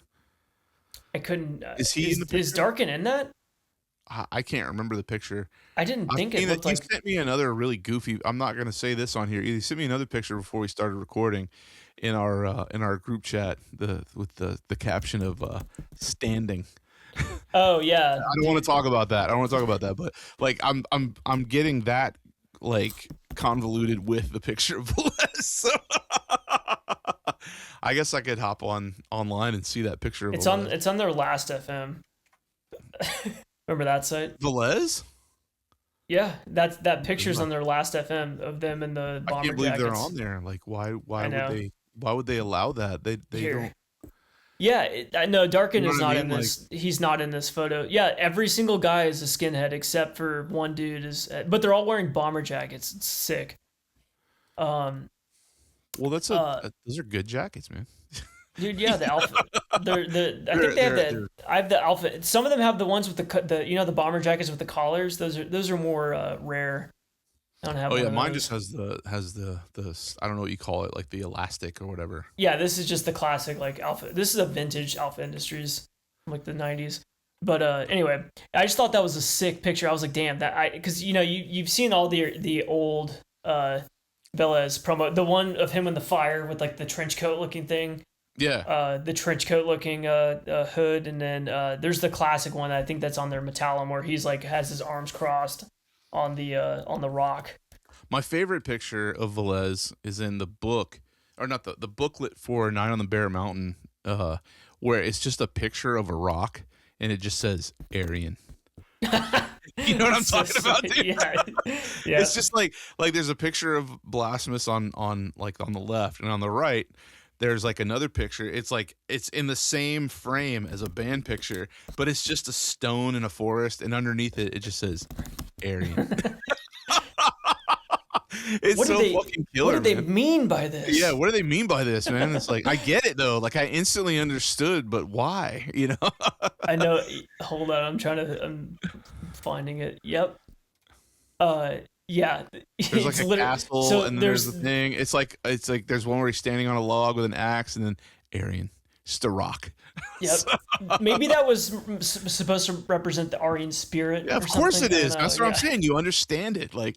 Yeah. But like one of the best images is on the inside of that booklet too. Like when you close it, it's like the two candles with a pentagram. I think that was on a couple of shirts. I've never had a Velez shirt ever. I don't think that I've ever had a design that I liked.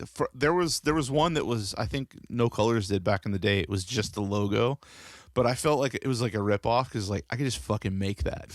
You know what I mean? Like you can just have that made. It's just a font. Someone I But follow on Instagram has a really cool village. I can't remember the design. I just remember thinking it was a cool. I'll have to well, find it, I but mean, Black Hateful Metal, like that's a cool design, but it's kind of busy for a shirt. You know, I don't really wear band shirts anymore, but like, that I mean that design's design would pretty be cool iconic. with just Yeah, the candelabra with the pentagram in the middle. That's a cool design. yeah. I think that was on the back, and then because the one that was around for a while was like, it was like the demon coming out of the fire or whatever. Yeah, And I didn't, dude. Veles shirts they've never had good merch yeah, because they I had the like one that though. It makes it less cool. You they know what I had mean? that Like, one with the eagle with the pentagram that just said Black Hateful Metal in giant Teutonic font. You know what I'm yeah, talking yeah. about? It's a little much. It's You like know? giant font on the back. It almost looks like I don't want to disparage them, but it almost looks like a metalcore shirt with the Yeah, back design. I don't know. yeah. But yeah, it's they're I don't know. They're one of those bands that they didn't This really is the need the shirt. merch. Hold on, it has like it's like a Viking design. This is the one that dude has. Where Hold are you on. sending it? In the chat. Here. Uh, I love this. We're doing this and like fucking people are I'm listening. Anyway, no, it's not sinning, but it's like a picture of it's like a Viking head on Is it the thing that's like on the CD face of Night in the Bear Mountain, Night in the Bear Mountain, where it's like the guy with the sword? It almost looks like a woodcut. yeah. It's probably that image. That's pretty cool. Yeah. That's like the vintage Veles shirt to get. Yeah, And then they have that icon that it's like a, I don't even know what to call that. It's like a bat looking thing. yeah. That's the thing I was talking about with it. It's like a demon coming out of fire. Yeah, that's another one of their Look like a famous bat. designs. But yeah, I don't really care for it, man. I had a patch of that on my backpack when I was in high school. Wow. I had no idea what that was. I was like, Veles, hell yeah. But yeah, I hope they do something else, I guess. I mean, I'm glad they're not getting fucking ran to the ground with reissues. Like everyone that's reissued them have been like legit labels and stuff. So, and I feel like they're one of those bands where like if you like them for the right reasons. I mean, plenty of people like them that probably don't. I mean, and I don't know. There's definitely one of the few bands that they're pretty poser proof.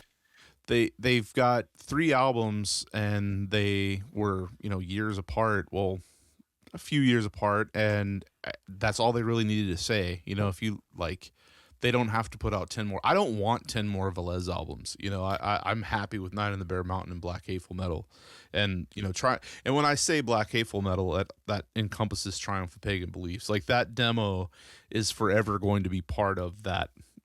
That session, even though it was not. It feels like it's part of the same thought. Do you know what I mean? Like it feels like it was a perfect.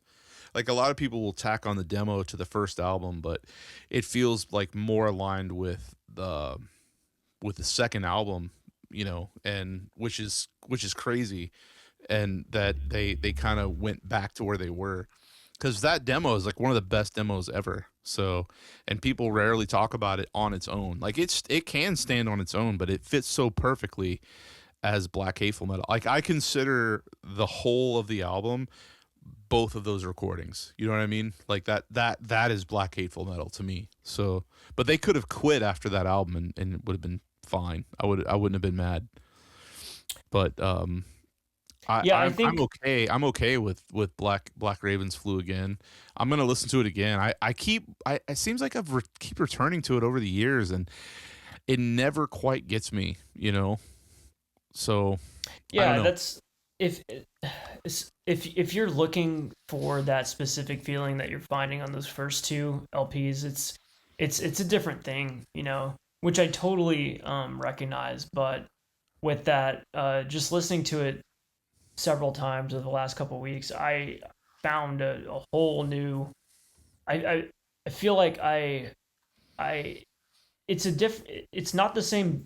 It's obviously the same band, but they're not in the same headspace that they were in when they recorded Black Hateful Metal. They were trying to do something different, which I don't know. It has a more modern production. It has a more modern sound. Modern as in 2004, which is like 25 years old. But there's hints of melody. It has really cool synth parts, which Veles has always had cool synth parts thanks to Darken. But I don't know. Something about this record really jumped out to me. So kind of jumping from there, like I said this earlier about a lot of bands trying to sound like Temple of Full Moon, or trying to gather like trying to go for a sound that was for Temple of the Full Moon or Polish and not being Polish. Well, I think the best example of this, and it's still, and I have the utmost respect for this band, and I have the utmost respect for the guy behind this band, and I know his heart was in the right place, but it still doesn't get quite to the magic level. But if you are in the mood for Polish black metal and you can't get enough and you want Temple of the Full Moon, like, did you ever hear the 2016 album by Hunok? It's a really long fucking album title. I don't even know what fucking language it's in. It's not Polish. He's from Hungary, and it could be a Hungarian word, but it's like Megredin. Dude, I'm not gonna try to say that. It's really fucking long, but that is the closest sound to to the Temple of Full Moon stuff, and that's what that album is. It is a tribute to Temple of Full Moon, and it came out on Werewolf Records, the Polish one, not the. I think they're Polish. Yeah, it's not the Finnish. Yeah, no, not the it is. No, it is. Wow, that is unfortunate that it came on. Well, my version is the one that came out on. I think it was on. Well, shit, I could have. Oh, I guess I have the Tanu version. That's Gabor's label. I thought for some reason that Tour de Garde did a version of it, but anyway, that album, the Hunok album, if you haven't heard it, you should definitely check that out. It is absolutely Temple of Full Moon worship, and it is it was co-released with Tour de Garde. I knew they were involved somewhere, but that is perfect Polish black metal worship. And I know the name, but I've never listened to that. He normally doesn't. It's normally dark ambient. It's like pagan dark ambient, but it's done really well. Like that guy's been around for years and years. And a friend of mine that lives here actually met him at a metal fest in Europe back in the day. Like when he first started, like, let me see when he started. Like, well, that's not good. Well, he met him. Well, my buddy met him before 2000 because it said the first Hunok was in 2000. And my friend met him in the 90s at a metal festival. And they knew each other from like a message board. And so I know Gabor is legit, and I've traded with him in the past. And this album kind of came out of nowhere in 2016. And if you haven't heard it, dude, you should check it out. It's really, really good. It's not hard to find. The promo pictures even look Polish. You know, the cover it's perfect. So I remember when this came out. I did not listen at the time for whatever reason, but I'll check it out. And what threw me off is it said that Winterheart played drums on it, and that was a guy from Chicago that also had the same name that played in. It was Dwayne Timlin from Sarcophagus. He played. I think he went by Winterheart. You thought it was him? I think I've just got that. I probably got my lore fucked up, but I think maybe he went by something else. Anyway. I think I do have that wrong, but Winterheart is the name of a Crimson Evenfall song, and so I don't know. I'm getting all my shit fucked up, and I've had way too much coffee. But anyway, he played drums on that because normally Hunok is like dark ambient stuff, and with maybe some minimal percussion, but not like it's not black metal. This was a full length. And it was like an absolute tribute to Temple of Full Moon stuff, and it sounds like it. It's really, really well done. And of all the bands that kind of try to do that, I think the guy from Bill Skinner, he did a band. I don't think it was called Werewolf. It might have been Wolf. You know what I'm talking about? No. Let me look that up. Bill Skinner. He has a band, and he only did like a mini CD, and it was like a Temple of Full Moon worship. It's completely Polish worship. It was Wolf's. Was it Wolf Spirit? It was either Wolf Spirit or Wolves. I think it might have just been this band Wolves. I'll have to see it. They only did a mini CD.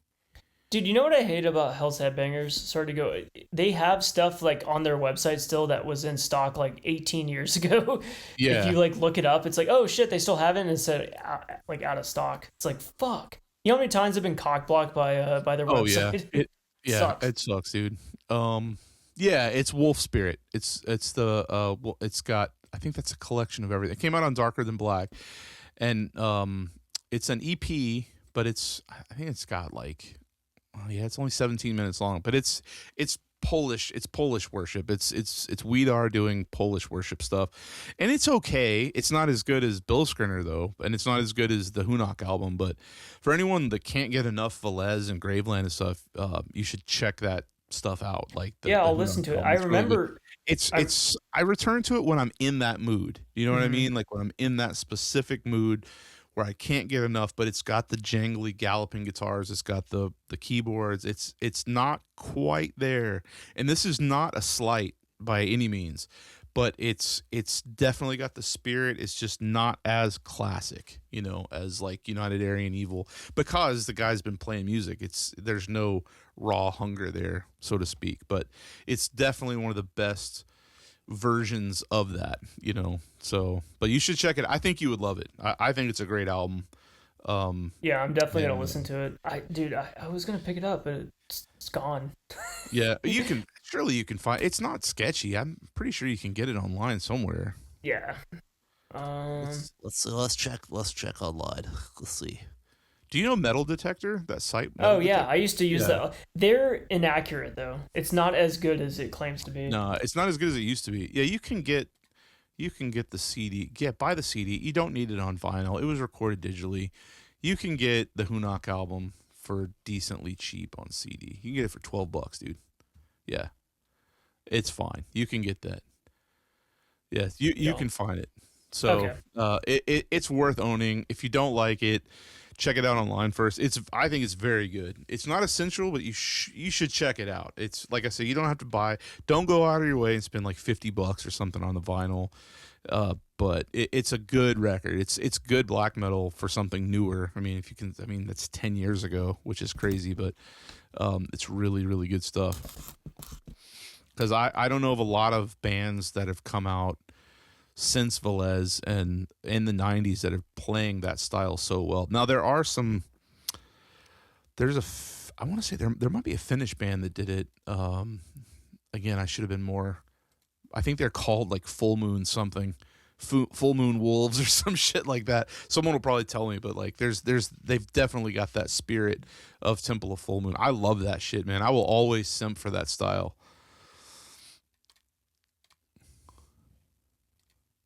You there? Yeah, I'm sorry. I was just looking at the You were listing reading. on Discogs. You were looking for you were trying to buy a record. But There's one on Discogs for $13. Let's yeah, pick that up. get it, man. Add to cart. The Consume, vinyl. consume. Oh, I've got a good song. Yeah, it was $13. Yeah. Hell yeah. And while we're at a weird spot, we should definitely tell people something we've been talking about all week. If you're not listening to Fate's Warning, fucking I am the what is it? God damn it! I had it right here. I don't want to fuck the title up. Return of the Guardian. Return of the Guardian, man. Then what are you doing with your life? Yeah, Awaken the Guardian. Awaken the Guardian. Awaken the Guardian. That's Yeah, it, dude. that is- Poser, dude. Oh my god, I can't believe I fucked up the name of the record. Yeah, It's yeah, you're a Awaken, poser. Awaken the Guardian, one of the best Awaken metal the records of Guardian. all time. And to people, dude, here's something that drives me nuts. The term progressive metal pisses me off because it turns people off from a band. You know, when you hear the term progressive metal, it's like it's probably gonna be boring, kind of Dream Theater ish. No, dude, Awaken the Guardian is so fucking sick. The Spectre Within, I think, is the one that came out right before this. Yeah, And then so the Night the, on the Brocken was the first one. yeah, the first That one's three, really good too. The the first first- three are killer. Yeah, the first three Fates Warning, they kind of become strange after that, but the first I think three that's are when they became so good. prog. Is after that. Yeah. Like if you want to call them prog metal, that's where the people just lump them into that. And I think there were some lineup changes. Some of the nerds will get me, and I know some of my friends are gonna listen. So you got it wrong. Actually, it's this. I know, dude. I know I fucked it up. I don't recognize them after fucking Awaken the Guardian. I Yeah, don't John like Arch them is the too. original vocalist. That's anything with him on it is true. Yeah, the first three are killer. They peaked on fucking Awaken the Guardian. I have this special nerd version. It's like 3 or 4 discs.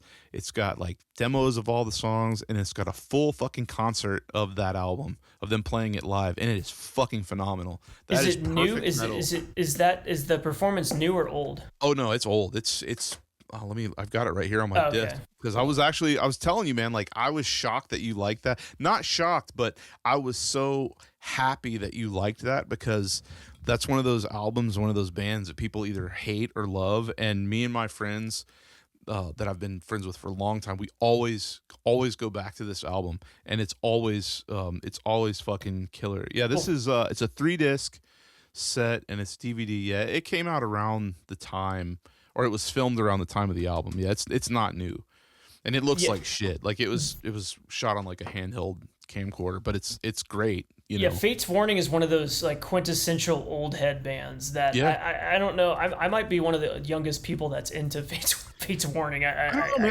man. No, my buddy's a little bit older than you, but yeah, he's I was shocked when he liked it. Like it's easy to listen to it and think like They like, should have oh, I been don't bigger like than they this. were. Yeah, but like if you really get into that album and really listen to it, uh, it's flawless. There's not a bad song on the entire album. It flows perfectly.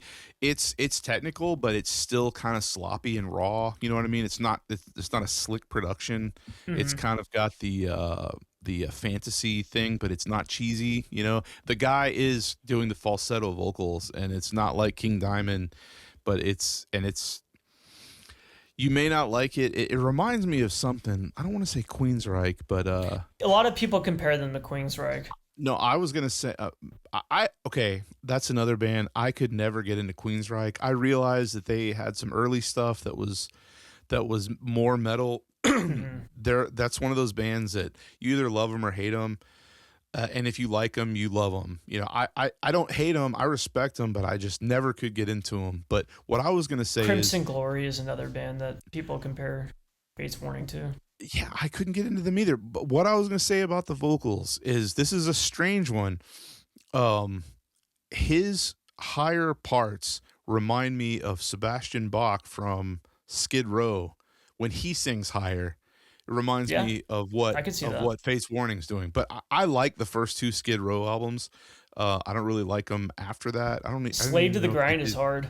Yeah, Slave to the Grind is a heavy fucking album, man. It And is. the Yeah. first one, when the first Skid Row album came out, like it was in that weird era. It was like it wasn't quite metal, but it definitely wasn't grunge, and it wasn't butt rock.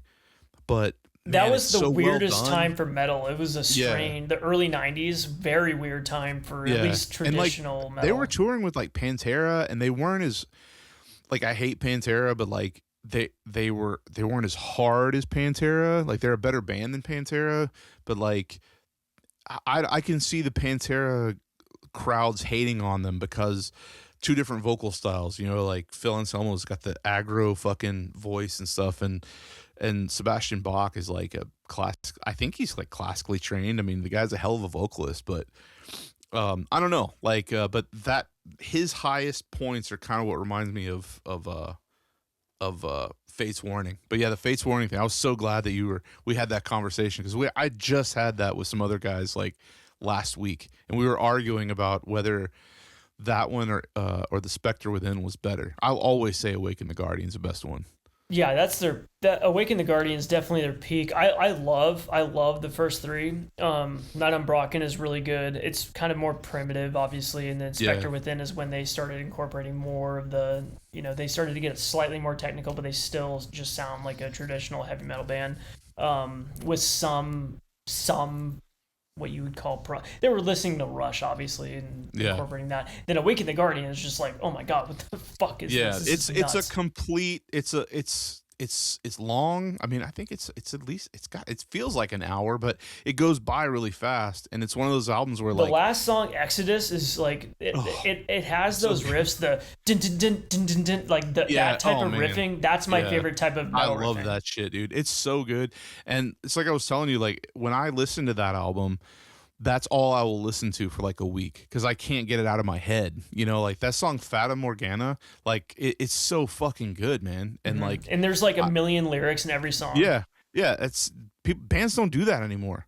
You know, like some bands, there are bands that play that style, but a lot of bands don't have that many lyrics. They'd rather play riffs, and I'm fine with that. But Jesus Christ, okay, you can have a lot of lyrics, but it doesn't mean they're going to fit or they're going to be interesting. But with those guys, it did. You can tell there's so much thought behind it, you know.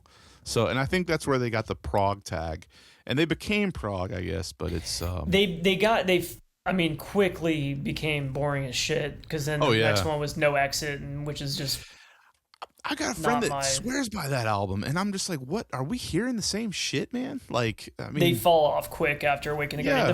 The first three Fates Warning are incredible.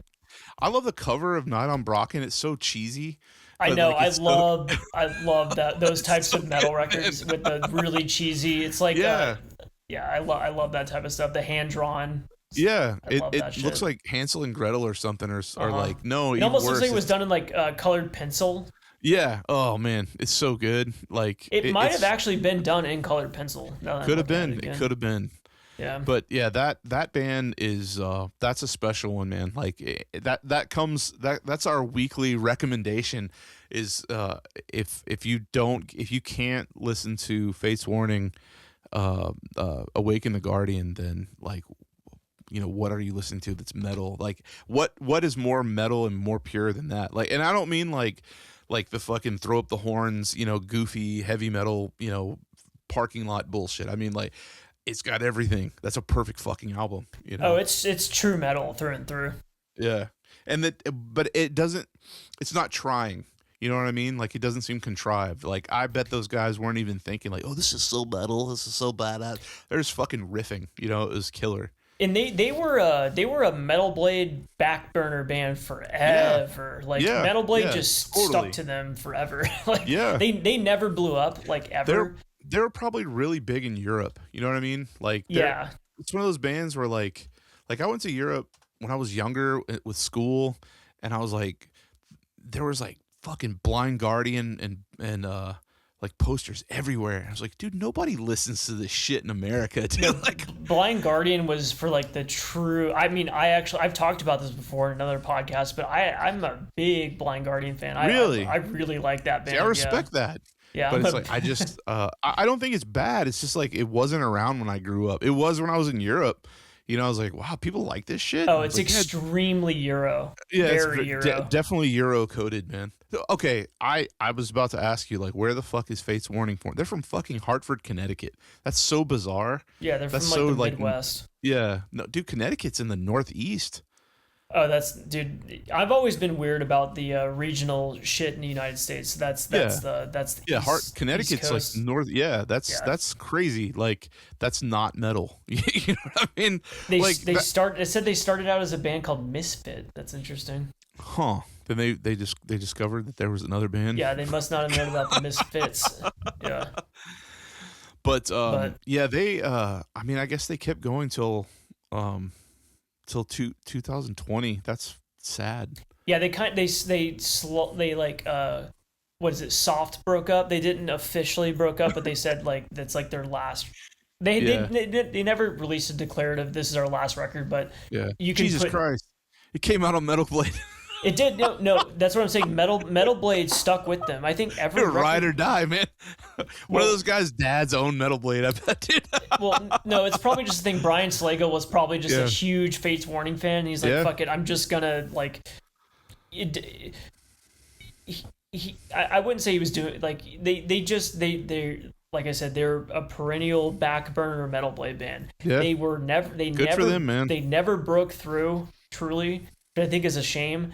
I feel like they could have if they had stuck with the sound that they were going with on those early records, but they just went really strange and in a direction that I don't think was accessible to a lot of people. And then Dream Theater kind of took what they were doing in the 90s, and they obviously Dream Theater blew up, and then Fates Warning actually ended up opening for Dream Theater on that's crazy. Several tours. And know Dream Theater was like that because Dream Theater is probably big fans of Fates Warning. Oh yeah, that's I think one of the drummer from who's the drummer for Dream Theater? He's a famous guy. Portnoy? Mike Portnoy. I think he drummed for Fates Warning on a couple, like at least a few. Might have been a tour or something, but yep. Dream Theater is one of those bands where like I did not hear their first album. I heard their breakthrough album, Images and Words. They had that big single, Pull Me Under, and they played in my city for free, and at a stadium, not a stadium, but it was like an amphitheater, and it was awesome. Like, I went because it was free. Like, the radio station was giving away tickets, and I saw them, and it was fucking amazing. But like, I never could stick with Dream Theater. Like, that's prog, you know, like it's good music and they've got some good stuff, but it's not something I want to jam all the time. You know what I mean? Like, oh yeah, that's why I think like they're like Fates Warning. The early stuff isn't like prog coded where it just seems like, you know, like it's still like metal. You know? Yeah. So, I don't consider Dream Theater metal. Like, no, I guess it is and they're just great musicians, but it's prog. I mean, That's a Dream Theater is like a different animal. modern Rush to me. But Yeah, it yeah. says Mike Portnoy played for Fates Warning in Brazil in 2012 when they Hell were yeah. it says special guest for a show with Queensryche, which is cool. And then he played with them in 2005. So Mike Portnoy played with. So obviously he was Yeah. probably a huge Fates Warning fan and filled in. But Fates Warning opened for Dream Theater on. Yeah, I don't know which about is several nuts. tours, but at least one tour they were the opening band, which is kind I of wouldn't give a nuts. fuck about that lineup if it came to my city, but like I would go see that in Brazil. You know what I mean? Just because it would be Oh yeah. fucking nuts. But Well, because if you saw Fates Warning in like 2007, it would not be the material you wanted to see from them. yeah, exactly. But yeah, they that's one of those bands where like I'm glad. I don't know. I'm glad people are still talking about them because it's truly cult. Like that word gets thrown around a lot, but it's like it's timeless. You know what I mean? It's timeless metal. It reminds me of what I like about metal. So there's nothing based about it. It's just fucking No. amazing shit. Well, It's Jeff just, Jeff Wagner from Metal Maniacs, he wrote a Fates Warning book. Have you read holy that? shit, for real? No, Yeah. that's crazy. It's called Destination Onward. God, I feel like a poser now because I didn't know that, and like I mean that's fucking cool. Yeah, I Yeah. got to go back and I got to spend more time with Black Ravens Flew Again and the first two Fates Warning because I want to like them as much as I like Awaken the Guardian. Like they're all good, but that album is so fucking special, man. So, and the other album we were talking about, and people are. Man, I don't care if people get fucking pissed off about this. Well, this is a hot take that we had earlier this week that a friend of mine made. I can't say his name, but he says this album was the real first black metal album, and it was Motley Crue's "Shout at the Devil." And like that album is fucking based. That is better than Venom. I will say that, and I will die on that fucking hill, man. Like Shout at the Devil has the best fucking riffs and drum sound. It's evil. That Motley Crue is not evil. That album, the first two Motley Crue albums are Bastard essential. and Too Young to Fall in Yes. Love. That the bridge riff in Too Young to Fall in Love, it's you can hear its influence on the remainder of the 80s. It's insane. Exactly. It's so evil. So I meant to bring this up with you the other day when we were talking about this. So on the extended version that they reissued in the 2000s of like Motley Crue reissued their own stuff on Motley Records, and they did the first albums with bonus stuff, and it was like demos, and each one had demos of songs that would come out on the next album. So and so I like about half of Theater of Pain, and there's a song on there called Louder Than Hell, and it's good. It's a good song, but the original title was Hotter Than Hell, and I'm not sure if it was left over and meant to be on Shout at the Devil, but on that reissue there's the demo version of it, and it's called Hotter Than Hell, and that song is so fucking good, and it is so fucking evil sounding. And there's another bonus track that wasn't on anything. It's only on that reissue, or I think it was a B-side. I gotta grab this. A friend of mine brought this up. The bonus tracks are actually, the lyrics to that are actually too extreme, I think. Like that they didn't put it out as a single. I'll have to bring it up. I don't. Have you heard those versions with with the demo track? Yeah, you should check that out, man. Like I will. Yeah, I'm a big at least Shout at the Devil fan. It's such an incredible record to me. That Shout at the Devil has the same evil essence that like Melissa and Don't Break the Oath has. Oh yeah, man. That was the first. I guess if you want to call it like extreme version or extreme metal. Like my neighbor, when I was young, he gave me that.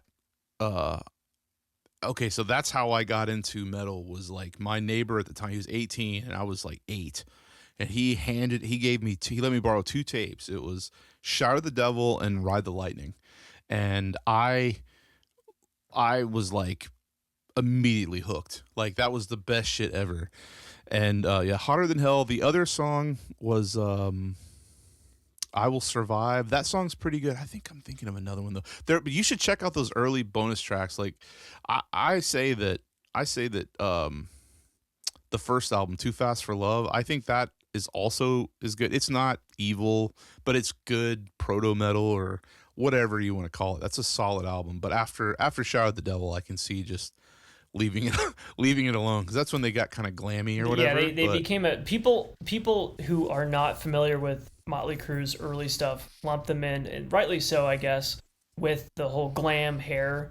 But early Motley Crue is something different. It's not the same what they became. It's not a ballad band, you know. They were evil, you know. I mean, they were my favorite band from like Motley Crue and Metallica were like my favorite bands until I was like into black metal pretty much. Like Slayer too, but like those two bands were like the shit. Like the early black, and I know like they influenced so many. I mean, look at fucking do you like Abruptum or not Abruptum, but Von Dur? It's the Abruptum guys doing like more classical style, classic black metal. They've got the second album, and it's just Motley Crue worship, dude. Yeah. So they've got the fucking like you know what I'm talking about, right? Yes. Like yes. Yeah, that's fucking amazing. That's so fucking. There's been killer. a couple projects like that. Also, Armor. I'm sure you're not a fan, but you know it's Goat Moon and Satanic War Master doing like kind of like Motley Crue traditional metal stuff. Is that where he went by Sticky Lips or something like that? Something like that. Yeah, they have like cheesy nicknames. Man, I am trying to. There is a man. I know my friend is going to hear this and he's going to be screaming it. There's a B-side that maybe it's not on here. That's really dark, man. And I thought it was on.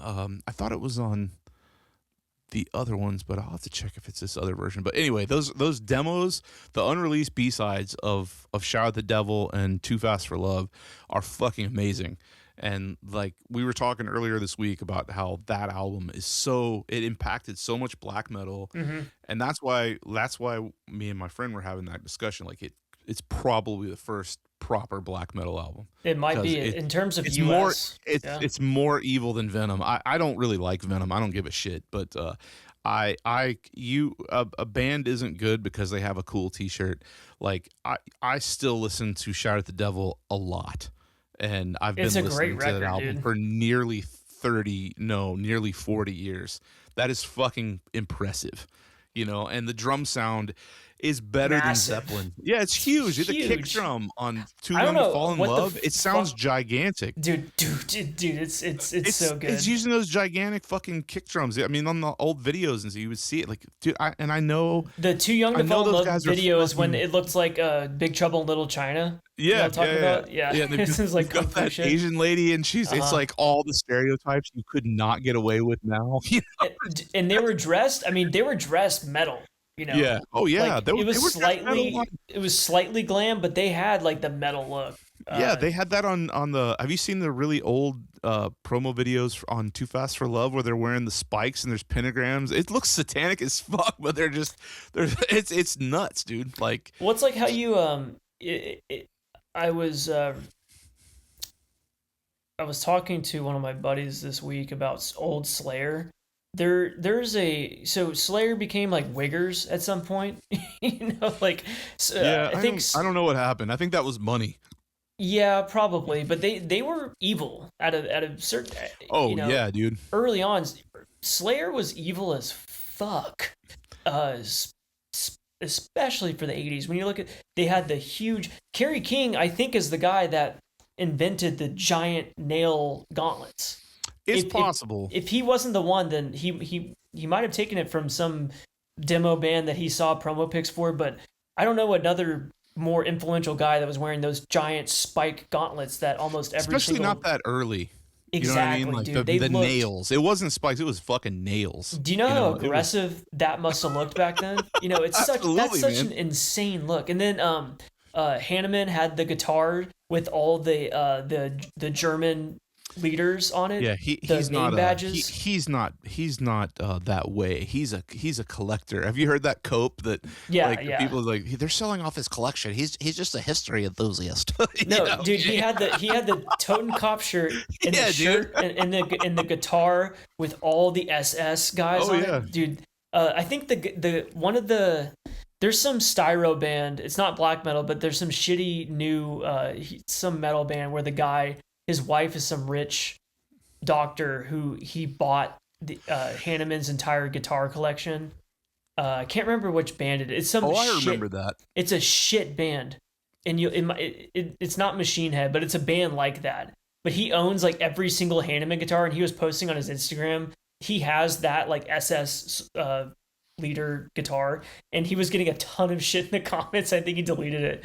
Whatever. I remember that, man. Yeah, I can't remember who it was, but it was like people. Yeah, you like, know what I'm talking about. It was it's some styro shit, man. If you're gonna be so PC, like, come on, dude, that's history. You know, it doesn't have anything to do with anything else. But it's that shit is that shit was mean, dude. Jeff Hanneman was the man. Like, yeah, he was awesome. Kerry King sucks. Like, I guess he's always been kind of a dick. Like, I went back and see some like nowadays the only good thing about the internet for me is like being able to see all these bands that this shit just didn't exist back then. Like a 30-second clip of fucking Tom Araya talking in a parking lot about his influences and about how he didn't know what fucking metal was when he met Slayer, but they were like, hey, you look cool, you play bass, you should play with our band. And then he heard the music and he was like, this is fucking insane.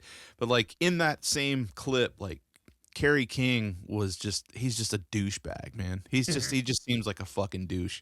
And I don't know him. That's why they say never meet your heroes. Like Slayer was such a huge fucking band to me. Like Show No Mercy is what metal should sound like. Well, like talk about a perfect band, a perfect album. That is perfect heavy metal. They Slayer were the progenitors of that evil, 7/8, the ding ding ding ding ding that. Oh yeah. You know how much of a eureka moment that must have felt like when they did the drop tuning and they're like, oh, if we just do these 2 notes in a row, that sounds evil as fuck. Let's base our next like 5 albums off this like this structure. And I mean, obviously it pulled off. They've sold millions of records and shit. So it's that. To go back to the roots, thousands of bands have spawned off that like one idea. It is fascinating. And going back to like Motley Crue, those who knows what their thought process was at the time. I don't know if they knew that they were creating a new sound. Maybe they were aware of that. Maybe they were so strung out on heroin that I don't know if that was like before they were in their drug they were using. Always into excess. Mm-hmm. I don't really know where that came from. I think Mick Mars did it, but man, his influences, those guys are old now, so their influences were in the 60s and 50s. And yeah, I've always thought about that. Like, how are those guys coming up? So it's like hard rock, maybe some sort of, King Crimson is always cited as like a influence for the guitarist, at least. I know the Merciful Fate guys cite a lot of King Crimson, so the guitar heroics of those types of early progressive bands. But then how do you almost have to just invent. It's like I want a certain I want to evoke a specific feeling. How do I get that? We know how to play black metal. We have like 40 years of things to derive from or to rip off, for lack of a better term. But those guys had nothing. They just had a bunch of hard rock records and Kiss records. They're like, okay, we want to be more extreme than that. What do we do? And the fact that they came up with this, that was the blueprint for so many metal subgenres, I think is very fascinating. I don't know where the satanic thing came from, because they weren't like a satanic band. I mean, they sang about standard rock stuff. It was dark, but it was like, I mean, was it just shock? Probably, I guess. I mean, it was a place and time. I mean, it was around the Satanic Panic, but like, it was. But that, I mean, Too Young to Fall in Love, or not Too Young, Too Fast for Love. That album has got a kind of a glammy bubblegum production, and there's some riffs on there that are just straight up 50s bubblegum, but with distorted guitars. But then in the promo videos, they've got pentagrams and fucking it looks like a satanic like ritual or something, but it's not what it sounds like. It's killer. I mean, that's definitely what drew me to it when I was a kid, and it's just good songwriting. And then you get into Shout at the Devil, and they just kick it up a notch. And you know, the production on that is just so fucking huge, and the guitars are so perfect. And then from there, something happened. Like they got bigger. Theater of Pain has got it's almost like there's a lot of just dumb shit on there, man. And like their biggest hits were on there. It's got like the girlfriend songs, you know, Home Sweet Home and shit. But there's some good songs on that one too, but they just lost it after that. Like Oh yeah. like Girls, Girls, Girls had a couple of good songs on it that were kind of dark, but like it was that was it. And then, well, I guess Yeah. they did Dr. Feelgood, which people say Yeah, that has was- some of the best. Like I've heard some people say that has some of the best production ever. It does, but it's like it's very clean. You know, that was very I remember that tour. That was when I was old enough to go see them, and my dad wouldn't let me go. And I went the next year. I started like 6th grade or something, and my friend group all went to go see it, and I was like the only one. They're like, "You didn't get to go?" And he wasn't even like mad at the fucking imagery. It was just like the language. I don't know. It was very strange, but Yeah, because Dr. Feelgood was about drugs. yeah, I think that's what it Quote, was. drugs. Yeah. But like, cause all my other friends, their parents didn't want them to go see it because of the satanic stuff, and they're like, "Dude, there are pentagrams everywhere, and there's like laser pentagrams." Like that sounds awesome. And Lita Ford opened, and Oh, that's sick. Blue Murder might have been. I will never forget the name Blue Murder. I've never heard Blue Murder, but they either opened up for Motley Crue or Bon Jovi around that time, and I was like, I don't know what Blue Murder sounds like, but that sounds fucking evil. Like it's probably some butt rock. It says they're an English band. hard rock band. Ugh, I'm sure it sucks. It's members of Whitesnake. Oh yeah, Yeah, it's terrible. probably terrible. Yeah. Ugh. I've never heard of that band in my entire life. No one needs to listen to fucking. They have a cool looking logo though. Maybe that's probably the coolest thing about it. Yeah, exactly. It sucks, dude. There'll be some like David Coverdale enjoyer right now. It's like, oh my god, you're crazy. The early stuff. You heard the 7-inch from was obscure. Blah blah. I don't know, dude. I don't listen to stuff that sucks. So I don't know about that shit. But Blue Murder probably sucks. Dude, we're talking about Blue Murder on a Veles episode. Good. So I think, Hey, speaking of sad things like Blue Murder, we lost a real one this week. Fucking Shane Rout from Abyssic Hate passed away. I don't know what happened. I'm not gonna search the internet. He was a friend of mine. We hadn't talked in a few years, but Abyssic Hate was a very, very good band. He hadn't done a lot. I don't want to say a lot about personal things with him, but it is fucking sad that he's gone. And obviously the most popular album people know is Suicidal Emotions, and I must have listened to that at least 20 times this week. But man, what a fucking heavy loss for me. It's like that's a sad one. But it sucks. It sucks when people die. I don't know how he died. It may have been public at this point. I don't know if it was suicide or not. People are probably assuming suicide, but it sucks. That's a big one for me. yeah, that was when I saw that, I was like, oh damn. Like whenever you see especially people who've made music that you've spent so much time with is yeah. obviously I didn't have the personal connection that you have with him, but just me personally, I Suicidal Emotions is one of my favorite records of all time. So that was extremely I don't know. It just was. It's always strange when you see someone has passed. So rest in peace, man. It was he will be missed. A true artist. Some of the most influential black metal of all time. Yeah, I mean I'll say. it's like you said, like you don't have to know him if you spend enough time with someone's music and someone's art that you feel like you know a part of him at least, you know, and it definitely it hurts. And like and people say it's all over social media, and especially like on like big social media, like someone dies and someone will post a story about like, oh, blah, blah, blah, it's such a big part of my childhood. Like that's not really about that person. That's about the person wanting likes and stuff. But like, I think with music like this in such a I mean, black metal and metal underground has gotten bigger in the past, you know, decade or longer, but like it's still a smaller subgenre, and people are fanatic about this kind of music. And when someone creates something that really moves you on, I don't care what kind of music is, on any level, and if you're a painter, if you build something, if you're talented and you make something that is real and they pass, it's fucking sad, you know. And he was very talented. He did a lot of stuff. He did he was I wish he could have done more, you know, but I mean, he played with Destroyer 666 for a while, Yep. and like and he played with Blood Duster. I actually like that stuff. Dude, You Blood know? Duster's fucking sick. I was looking It's at so that. good, man. I had not listened to that band in so many years, but I saw on his Metallum page that he had played for them. I was like, holy fuck, that band is Yeah, that shit band was is so awesome. killer, man. Yeah, Like that man. Did he play? I think Did he he play played on like Crue? early, like 99 or something. Let's see if he played on it. I don't think he played on that one. I was trying to see. Yeah, yeah. I mean, that band's crazy. He was in. I mean, like I don't know. Australia's nuts.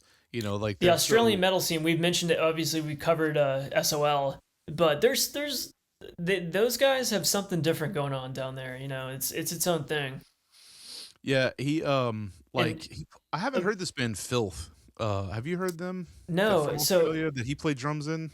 what? Well, I was It gonna was grind. I mention mean, oh, I'm obviously. sorry. I didn't. No, I no, didn't no. mean. I was just gonna say like so with Australian metal, you know, Abyssic Hate stands alone. There's Oh yeah, when you think of Australian metal, that there's the Abyssic Hate sound is not what jumps out to you. You know, you think of more like the Chains and Leather, Bestial Warlust, which obviously he yeah. was involved in being doing some live drums for drums for Destroyer 666 at one point. He was probably involved in that scene extensively, but the music that he created evoked a very different emotion than most Australian metal, which I think has you know that'll forever define Abyssic Hate and his work. So it'll stand the test of time. And obviously, I've seen like probably 300 various tributes to him. So that shows you how influential he is. He has been or and will continue to be on the scene. So yeah, rest in peace, man. Oh yeah. I mean, and the cool thing about that is like the stuff before Suicidal Emotions, the early stuff didn't sound like that. It was completely different. It was more traditional black metal, and then he had the split with Det Hedinsk Folk. That one was really big too when it came out, and which he released that too on Bloodless Creations, and but like then I think it was one of those things where like he did something different, and that's what made him stick out in a good way. You know what I mean? It's like there's other bands doing this, you know. And for And his for I wouldn't call it because Abyssic Hate's always so they've all he has always stood out in terms of that project in terms of imagery, whatever you want to call it. It's not a part of what he gets lumped into, which I won't even say the subgenre yeah, that he yeah, gets. we're not gonna It's say not. that. It's not worth because it's not No, that. It's not that. It's something. But he's always had the runes in his logo and the eagle. yeah, It has its own distinct imagery, which I've always liked about that band. yeah. It's he was very very unique. He was a unique guy, and he was a good guy too. He was a good person, and he was funny, and he had some demons, and I hope that they didn't get the best of him. I mean, it sucks that he passed. But I don't know. I hope he has finally found some peace and he's not suffering anymore, whatever he's doing. But yeah, it's a sad a sad note to go out on. But it's one of those things like we said before, man. And it sounds gay. I don't care. Fucking take care of yourself. You have to pay attention to what you're doing, what you're putting in your body, what you're consuming, both physically eating and what you're putting into your mind, because it all affects you, and it's you don't want to consume trash, you know, Mm-hmm. whether it be metal, be fucking media, be food, whatever. Don't most of the time it's a filler. You could be filling your time with something better than garbage, you know. So Like that's I don't know. That's the last thing I got to say on that tonight. Is If like, you want to avoid trash, don't listen to 95% of metal. yeah, exactly. There's so much other shit. That's why I don't care about listening, like talking about Motley Crue. I don't give a shit, dude. I get most people probably fucking like agree with us. More people probably agree with us on Motley Crue than Fate's Warning. But you should at least check that out. It's worth it. It's not trash. So. There's a lot of like younger people I think that comment that I'm not that old, but I'm older than a lot of people that follow me on Instagram, and I grew up listening to black metal, death metal, but I also grew up listening to a ton of hard rock and traditional heavy metal. So that's the world I come from, and I'm sure you're the same way. Oh yeah, man. Well, you can't. No one. If you just listen to black metal, you are probably fucking boring, dude. Like I mean, it's obvious we listen to other music. There's a lot of different music. I like music in general. Obviously, metal's my favorite. I like a lot of fucking electronic music too, but. Man, it's if you just listen to one thing, like it's because you got to know where the stuff comes from. You know what I mean? Like Black Sabbath wasn't really, they invented metal, but they weren't a metal band. You know what I mean? Like that was the first song, Black Sabbath. Metal was accidental because Tony Iommi cut his fingertips off. Fingers off. Yeah, so he had to play slow and heavy. That's great. You know, like, but yeah, like there's I think if people are listening, because everybody has to start somewhere. So if there are people that are commenting and listening that are younger and like, yeah, dude, if you're into metal, fuck and goddamn, listen to Fate's Warning. That's shit. That's good shit.